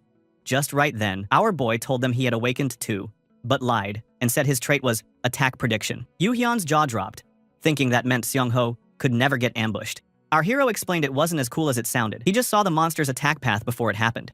Wanting to move on, he asked about the gym party's next plans. The coach looked ready for war, saying he'd wait for 2 more people to show up, but his main goal was to survive and grind levels. He thought opening the shop and auction house was most important, and added that if he ever saw the jerks from the villa who tried to hurt Mi-kyung, he'd crush them. Not gonna lie, the coach looked pretty scary right then. But honestly, good for him. Our boy, think. By looking his spirit, giving that info was definitely worth it. Yoo-hyun suddenly interrupted, wanting to know his level. Our protagonist was caught off guard again, wondering why Yoo-hyun cared. That guy kept pushing, saying Seong-ho must have been hunting zombies since the world went crazy, so they must be have difference level. But before our boy could answer, the coach suddenly grabbed and shook Yoo-hyun by the neck. The coach was not having it. He yanked him away and demanded to know why he'd ask something like that. Seeing what he have done his level, probably around level 4, Yoo-hyun gasped, saying he couldn't breathe, and the coach looked at Mi-kyung for backup. She tried to play along, giving this awkward thumbs up and saying, yeah, she was only level 2, so Seong-ho had to be about level 4. She kept looking at him, hoping he'd help, and he just went along, acting super awkward. Inside, our MC realized his friends were trying to cover for him, so he wouldn't feel weird. They even knocked Yoo-hyun out, which was pretty wild if you ask me. Anyway, Seong-ho got up to leave, saying it was late and have to go.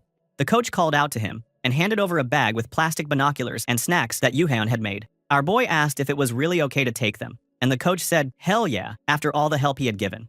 Then, out of nowhere, the coach got real and asked if he'd ever told our boy why he split with his wife. He was surprised. The coach always said it was too embarrassing to talk about. But now the coach started telling the story, flexing his arms, and saying it was all because he was afraid of losing muscle. Apparently, he used to fake eating with his wife, so obsessed with muscle loss that it became a big problem. The coach looked pretty down, admitting it with a sigh. Then he said the real message, though, was that everyone has things they don't want to talk about, big or small, and that you could share when you felt ready, just like he was doing now. Our hero listened to all this and realized the coach and Mikyung kinda knew he was hiding something. But for now, talking time was over. Before our boy could leave, he grabbed the coach's hand, serious this time, and told him the level gap would close eventually. If Hyungjun just kept going, he'd get stronger. Our boy asked him to stay alive, so one day they could all be together again, feeling all those emotions. Then, he said goodbye, walked away into the shadows while his friends watched. Inside, he thought to himself that he'd stop by from time to time. Anyway, now, in Otherworld, our MC was standing in a crazy snowy world, rocking an orange jacket, and you could actually see his breath in the air. He was looking around, just shocked, thinking the reality was hot as hell. But suddenly, it's snowing in the Otherworld, and now here he was, shoveling snow. He asked himself if this made any sense at all, and honestly, no, it did not. But our boy remembered that he already put all his food and gear into storage. He thought that if he hadn't, he would have totally been screwed. Still, he figured it wasn't all bad, since the snow and ice basically made his place stronger. He had a wall of ice spikes and barbed wire, so he didn't need to worry about goblins showing up for at least a few days. Then, our MC looked at his excavator, but that thing was frozen solid too. He had planned to dig a moat, but now, with the ground like steel, that was just not going to happen. Instead, our hero decided it was time to get his head together and plan his next moves. He tried to stay positive, even in this crazy place, with the bright snow all around. Then, boom, the words survival life flashed like blood on a wall. Well, this game was all about one thing, surviving. The rules were simple. You could only carry 5 items and 10 skills. And if you went over, the oldest skill got replaced. Honestly, that rule sounded like pure pain. You had to be the top dog, and you had to play dirty if you wanted to win. But that was just the way the game worked. In the real world, things always got messy. There were always zombies everywhere now. And everyone knew something big had changed recently, but nobody really knew what. Song-ho thought, even if he didn't know every new rule, his main goal was still the same: get gear, get better powers, and survive. He hit up his storeroom, looked at his supplies, and figured he just needed to keep doing what worked. He grabbed some gloves and a watch, put them on, and started smiling to himself. On his map, he circled the forest in the valley, thinking how he still needed to finish his moat and take care of that huge owlbear monster in the other world. In the real world, he had to go collect fireworks and keep an eye on some jerks at the villa. But wow, bro, the to-do list just kept growing and growing. The memories shows there were strong dudes, weird girls with cat ears, lightning, and so much chaos that our MC just wanted to pull out his hair. He decided to just stop, overthinking it, and focus on the next step. So, for now, his plan is, once the clock hit midnight and the zombies passed out, he would head out to grab those festival fireworks. He looked at his wall of guns and told himself to just get ready and stick to the plan. Okay, now, things went off the rails fast. Out on a street under a purple sky, a guy was annoyed because he had to deal with trashy people again. Across the street, there was this Kim Chael-chun with a spiked bat, yelling at his own dude for not being able to open a jerry can. The poor guy tried to protest, saying he was the smart type, but Catman didn't care. He just wanted to hit things. The orange-haired woman tried to cool him down, saying they should just go home and drink, but Kim Chael-chun was not listening.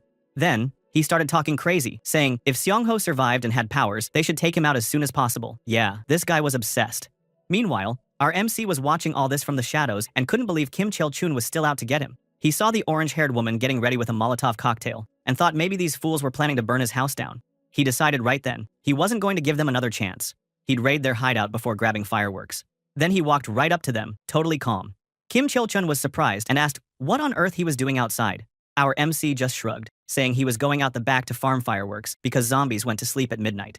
He even explained that as long as you avoided monsters called keepers and creepers, you were safe. Catman tried to act smart, saying those monsters only showed up if your level was 7 or higher, but he was only level 5, so there was no problem. Our boy gave him credit for studying, but then he dropped a bomb. What if the info that he got from Oh In-hak was wrong? It made him got nervous, asking what that meant, but Seong-ho just smiled coldly and said, never mind. He had changed his plans thanks to Catman, and now he was going to attack their base first. Now, he freaked out, thinking Seong-ho was insane, and told his crew to attack. But right then, things got a monster called a keeper showed up, huge and purple, with scary eyes and claws. Our boy start running, and Catman, and the others following behind him, both glowing blue from their powers. Kim Chael-chun was desperate, thinking maybe if he caught both Monster and Seong-ho, people would stop calling his trait garbage. But nope. The next thing you knew, the guy in yellow shirt suddenly crashed into blue walls made by our hero in front and made his face down on the ground. Bloody, totally out of the game. Catman and the orange-haired woman ran past him, panicked, while the keeper monster went right for the body. Then, he split up with the woman, both running different ways. But suddenly she was confronted with a huge skull monster and screamed for help. Catman looked back, horrified. And then a huge explosion of fire went off, blasting him to the ground. The keeper monster loomed over him, and he thought to himself that this was just pointless. But the dude wasn't done yet. He tried to get up, shouting that he wasn't going down so easy. Too bad. The monster went in for the kill with its giant tongue. He just stared up, realizing how pointless it all was. And then, splat, that was the end of his story. Meanwhile, our MC stood in the distance with a gun, just watching the scene. In front of him, he activated the invisible wall with blue energy. He was actually grateful that the monster had helped him out so much, and he appreciated Cheolchun still landed a hit on his way down. After all that, he holds a weapon that looked insanely powerful. He decided it was time to finish things off. Now, he fired a crazy bright yellow beam, straight at this monster called a keeper. The keeper looked rocked, staggered back, a green wound on its purple skin. But, bro, it just wouldn't drop.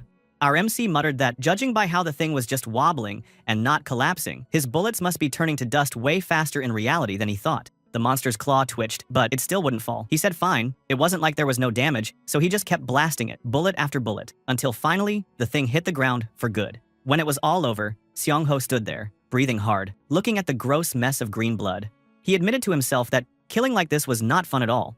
But then, bam, system messages popped up all blue and glowy, telling him he'd leveled up to 12, got 20 points, a new skill called terrain detection, and that his overlapping skills were even better now. Not bad, right? Looking around at all the dead bodies, our poor guy thought, whether you accept it or just do it by accident, killing a person still counts as killing. He nudged Kim Cheolchun's stuff with his foot, telling him not to be too salty about it. Basically, he said, trash just got tricked by more trash and died for it. Savage. But he wasn't wrong. Then he just walked away, leaving all that drama behind.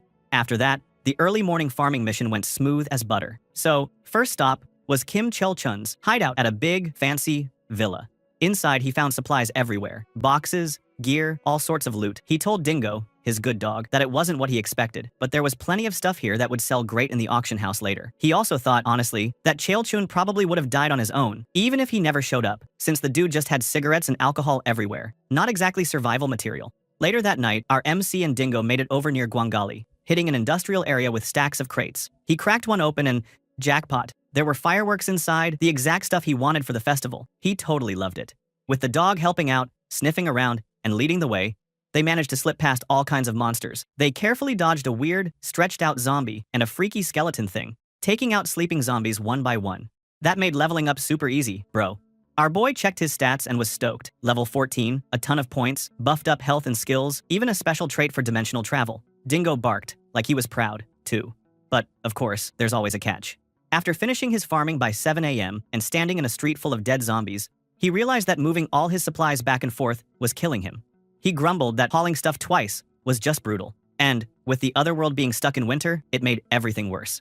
He thought about storing stuff somewhere else, but if even a small spark set it off, the whole shelter would blow. Plus, storing things on the ground would bring in moisture problems. So, in the end, his spot was still the safest choice. With his notebook in hand, our MC planned his next route. He wanted to check on the villa district to see if Soo-yeon was alive, plus a time shelter nearby, and some guy's golf course hideout. But before he could move, boom, loud crashing noises started up. He spun around, totally shocked, and saw rain pouring down outside, thunder and lightning everywhere. He was like, what the hell? Where did this storm even come from? So, for 2 whole days, while a typhoon smashed the real world, he just focused on building a moat in the other world. He figured it was too risky to move around, with the cold still hanging around. By the time he finally finished digging, man, he looked destroyed. He swore to himself he'd never do that again.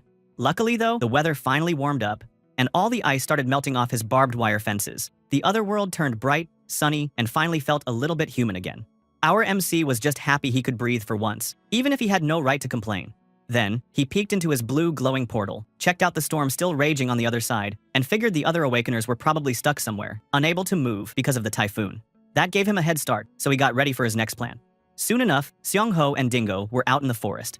He mentioned something random. Firearms were like cheat codes in survival life. Not because they were special or anything, but because guns were supposed to be late-game weapons, only available after some wire disease ended, and only if you farmed hard for them. He was feeling pretty serious, because not only did Dingo help him figure out the best routes, but his perception stat had gone way up from wearing his fancy watch, and his terrain detection skill hit level 2. He crept through the forest, and that's when he spotted it, the infamous owl bear.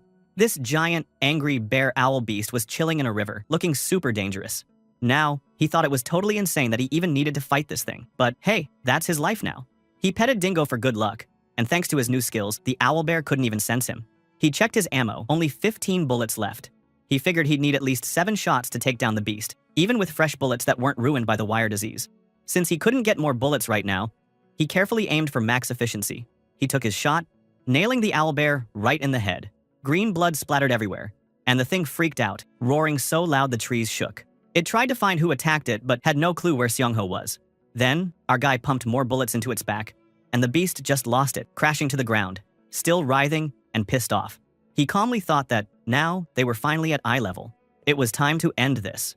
Now, with blue energy crackling around him, he grinned and called the monster an owl brain. The owlbear tried to get up, eyes all red and angry, but Seongho was just getting started. He equipped his slots 1 and 2 and summoned a lightning bomb, then tossed it at the monster. Then equipped his shield, while the bomb exploded in the air, so bright. Our boy figured, even if that monster was a higher species, if you have an owl's head, you're gonna be weak to light too, right? As the finishing blow, he summoned a new weapon and attacked the owlbear again, green blood splattering everywhere. Finally, the system told him he got 25 points and hit level 15. He got a new skill, silent movement, and his trait got a bonus too, dimensional slot plus. This was kinda awesome. From here, he could equip 10 items in his slot. The system also explained that soundless movement would make him super quiet, which sounded awesome for sneaking around. To be honest, our MC just felt like the skill and the new effect were sort of underwhelming. Still, he figured owlbear claws would sell for a ton as weapons, so he wasn't complaining too much. With a little smirk, he said he might as well get every bit of loot he could out of this thing. Standing on top of the monster, glowing chainsaw in hand, our hero got ready to harvest his prize. That's just how Seongho rolls, bro. Never let anything go to waste in the apocalypse. Anyway, now, he started the day living his best apocalypse life. Just chilling in the other world, cooking up some meat over a tiny campfire. Dude looked so satisfied biting into that food. Dingo, his loyal dog, was right next to him, eyes locked on the meat like it was made of gold. Dingo started barking like he hadn't eaten in a week, which made our MC sigh. He told Dingo, honestly, the dog had already eaten 5 pieces and was still begging for more. But what could he do? He just called Dingo a little punk and handed over another bite. Dingo went at it, happy as ever, while our hero petted his head and told him to eat up and grow strong, since they'd need to pull off some crazy combo moves together, or maybe Dingo could even go solo someday. Seongho looked at Dingo and realized, the little dude really had gotten a bit bigger. The dog was busy gnawing on a grilled fish, probably feeling proud. After they finished eating, our MC stood up and waved for Dingo to follow. He said, since they were full, it was time to keep moving.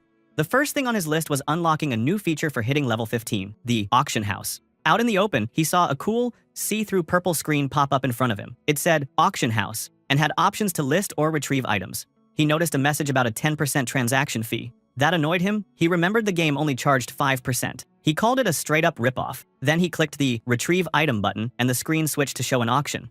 Someone had already listed an old ebony club with a starting bid of 10 points and a buy now price of 100, with 20 minutes left on the clock. He thought it was weird someone had something up for sale already, but he told himself to calm down.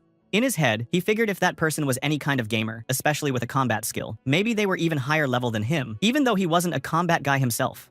The interface let him view comments too, and he saw a few. One person complained nobody had bought it yet. Another whined they might have leveled up too fast. Someone else bragged that today's goal was to beat up a keeper, then ended it with XS. Reading that last part, Seongho thought he knew who it was. Only one person added XS to every sentence, so needy for attention. Well, in survival life, anonymity was highly valued.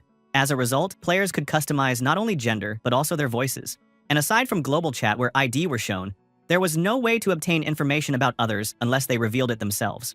Our boy thought. Now, the problem is, the more veteran players pile up, the less they follow the developer's intended direction. Especially this person, who keeps adding XS at the end. Attention seekers. Among attention seekers, just then, someone in the auction chat said, hi. He replied with a simple, hi. A message popped up from Rabbit Princess, asking who he was, and introducing themselves right away. Our boy had to laugh at that personality. Hyper online, just like in real life, apparently. He introduced himself as Gimbop, lover. While he waited for a reply, our boy wondered if maybe Rabbit Princess was getting suspicious, but soon enough he sent a crazy long laugh. Then yelled that they trusted Gimbop Lovernim, and even asked if he knew how long they'd waited to meet him. They also guessed Seongho was with the president right now, probably because of some flyers passed around during Doomsday. Then our boy answered that he was acting alone, and Rabbit Princess said he met with him after seeing the filers distributed on Doomsday. Now, our boy replied, yes, he did share some information with the government, but it was more like advice. And it seemed like someone who knows a lot about Asura was involved, and he wasn't keen on revealing his trait either. Then Rabbit Princess said that made sense. If you weren't a combat type, showing off your trait was basically asking to die. Our MC smiled, thinking he totally got him. Rabbit Princess then offered to share their own trait and asked if our hero wanted to hear it. He acted surprised, asking if that was really okay. But Rabbit Princess said of course, since they would be teaming up anyway. That put Seong-ho on edge. But Rabbit Princess just dropped the bomb. His trait was resurrection, and as long as he had points, he could use it forever. Our MC nearly fell over in shock. He added he was already level 17 and now had all kinds of resistances, physical, elemental, and more. He even showed his stats, which were pretty stacked. Then he told our boy to share his trait too. But our MC hesitated. He told him he couldn't just spill his secrets right away. That made Rabbit Princess flip out, wondering why not. Seong-ho explained he had trust issues. Serious enough that he didn't even tell close, real-life friends about his abilities. He said it wasn't about him specifically, but he'd rather meet up and talk face-to-face first. Rabbit Princess said he understood, at least a little. Then, he told Seong-ho to check the auction house one more time. Our boy was confused, but his buddy told him to hurry. When our MC looked again, he saw the magic metal ring, up for sale for only 10 points. A ring that boosted both health and strength. It sparkled with magic and was the kind of thing that would sell for a ton, especially right after the tutorial. Rabbit Princess said he'd searched everywhere to get it and wanted Seong-ho to have it for just 10 points. He was stunned. He asked why Rabbit Princess would just give away something this valuable. The guy just threw another excess his way. Telling him to take it, he wanted to prove he was sincere and could be trusted. Now, our hero could hardly believe the amount of goodwill coming at him. He remembered they'd always been close in the old game, fighting monsters and surviving together, but this was more than he expected. He figured the best thing he could do was show trust, too. So, he listed some of his rare loot in the auction, an owlbear claw and some smoked fish. Rabbit Princess totally lost it, saying, "This stuff was incredible." Our boy pointed out that he remembered he liked grilled fish as snacks and animal claws as weapons. Then, Rabbit Princess saw the monster parts and freaked out even more, guessing monsters were already showing up in Busan. Seong-ho explained it was a side effect of his trait and he meant the loot as a sign of trust. Rabbit Princess went wild, calling it insane and dropping another XS. Our boy, though, had something else on his mind. He sent a message, telling him that if they ever met up in real life, he needed to wear real clothes and please, seriously, stop saying XS all the time. Our boy said he didn't want anyone staring at them out in public. Meanwhile, Rabbit Princess, in his apartment with nothing but boxers on, replied that XS was his whole identity when nobody knew who he was. But, fine, when he was with Seong-ho, he'd switch it to JYAS instead. And as long as he was alone, going around nearly naked was totally fine for him. Our MC could only shake his head. He realized, no matter what, Rabbit Princess was always going to be a little extra, changing catchphrases, new word or not, and still running around in his underwear half the time. After finishing the chat with Gimbap Lover, he finally ate a solid meal, a proper grilled fish, eyes closed, looking so happy he could cry. Maybe it was a coincidence, but just as he finished, the typhoon outside stopped and warm sunlight filled the room. He basked in it, wondering if it was a divine sign, or if his best friend, the last man standing from the game, had finally become some kind of god. Whatever it was, the dude jumped right out the window in his underwear, ready to go meet his friend. He landed with a huge crash, right on top of a zombie's head, then started blasting other zombies away with his polearm, laughing like a maniac. He yelled out his signature attack, Giant Swing, and sent zombies flying everywhere. But bro, there was one big problem. As he stormed the streets in just his boxers and backpack, Rabbit Princess stopped, looked around, and realized he was back at his own hideout. The guy was totally hopeless at navigation.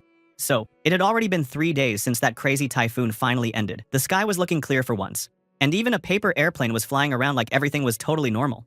But dude, the city was still a zombie playground, with those losers stumbling around, confused as ever.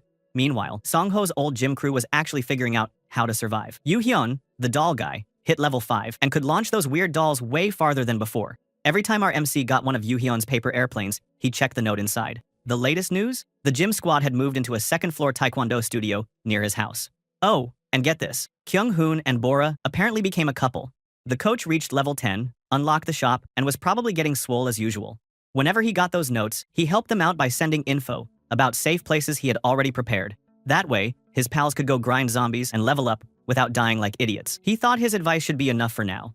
Of course, our MC didn't forget to keep in touch with his other wild friend, Rabbit Princess, either. But, bro, that dude replied so slow, it made Seong-ho wonder what the hell he was doing all day. Turns out, Rabbit Princess was just out there punching the lights out of zombies with his bare fists and screaming about going to Busan. Typical.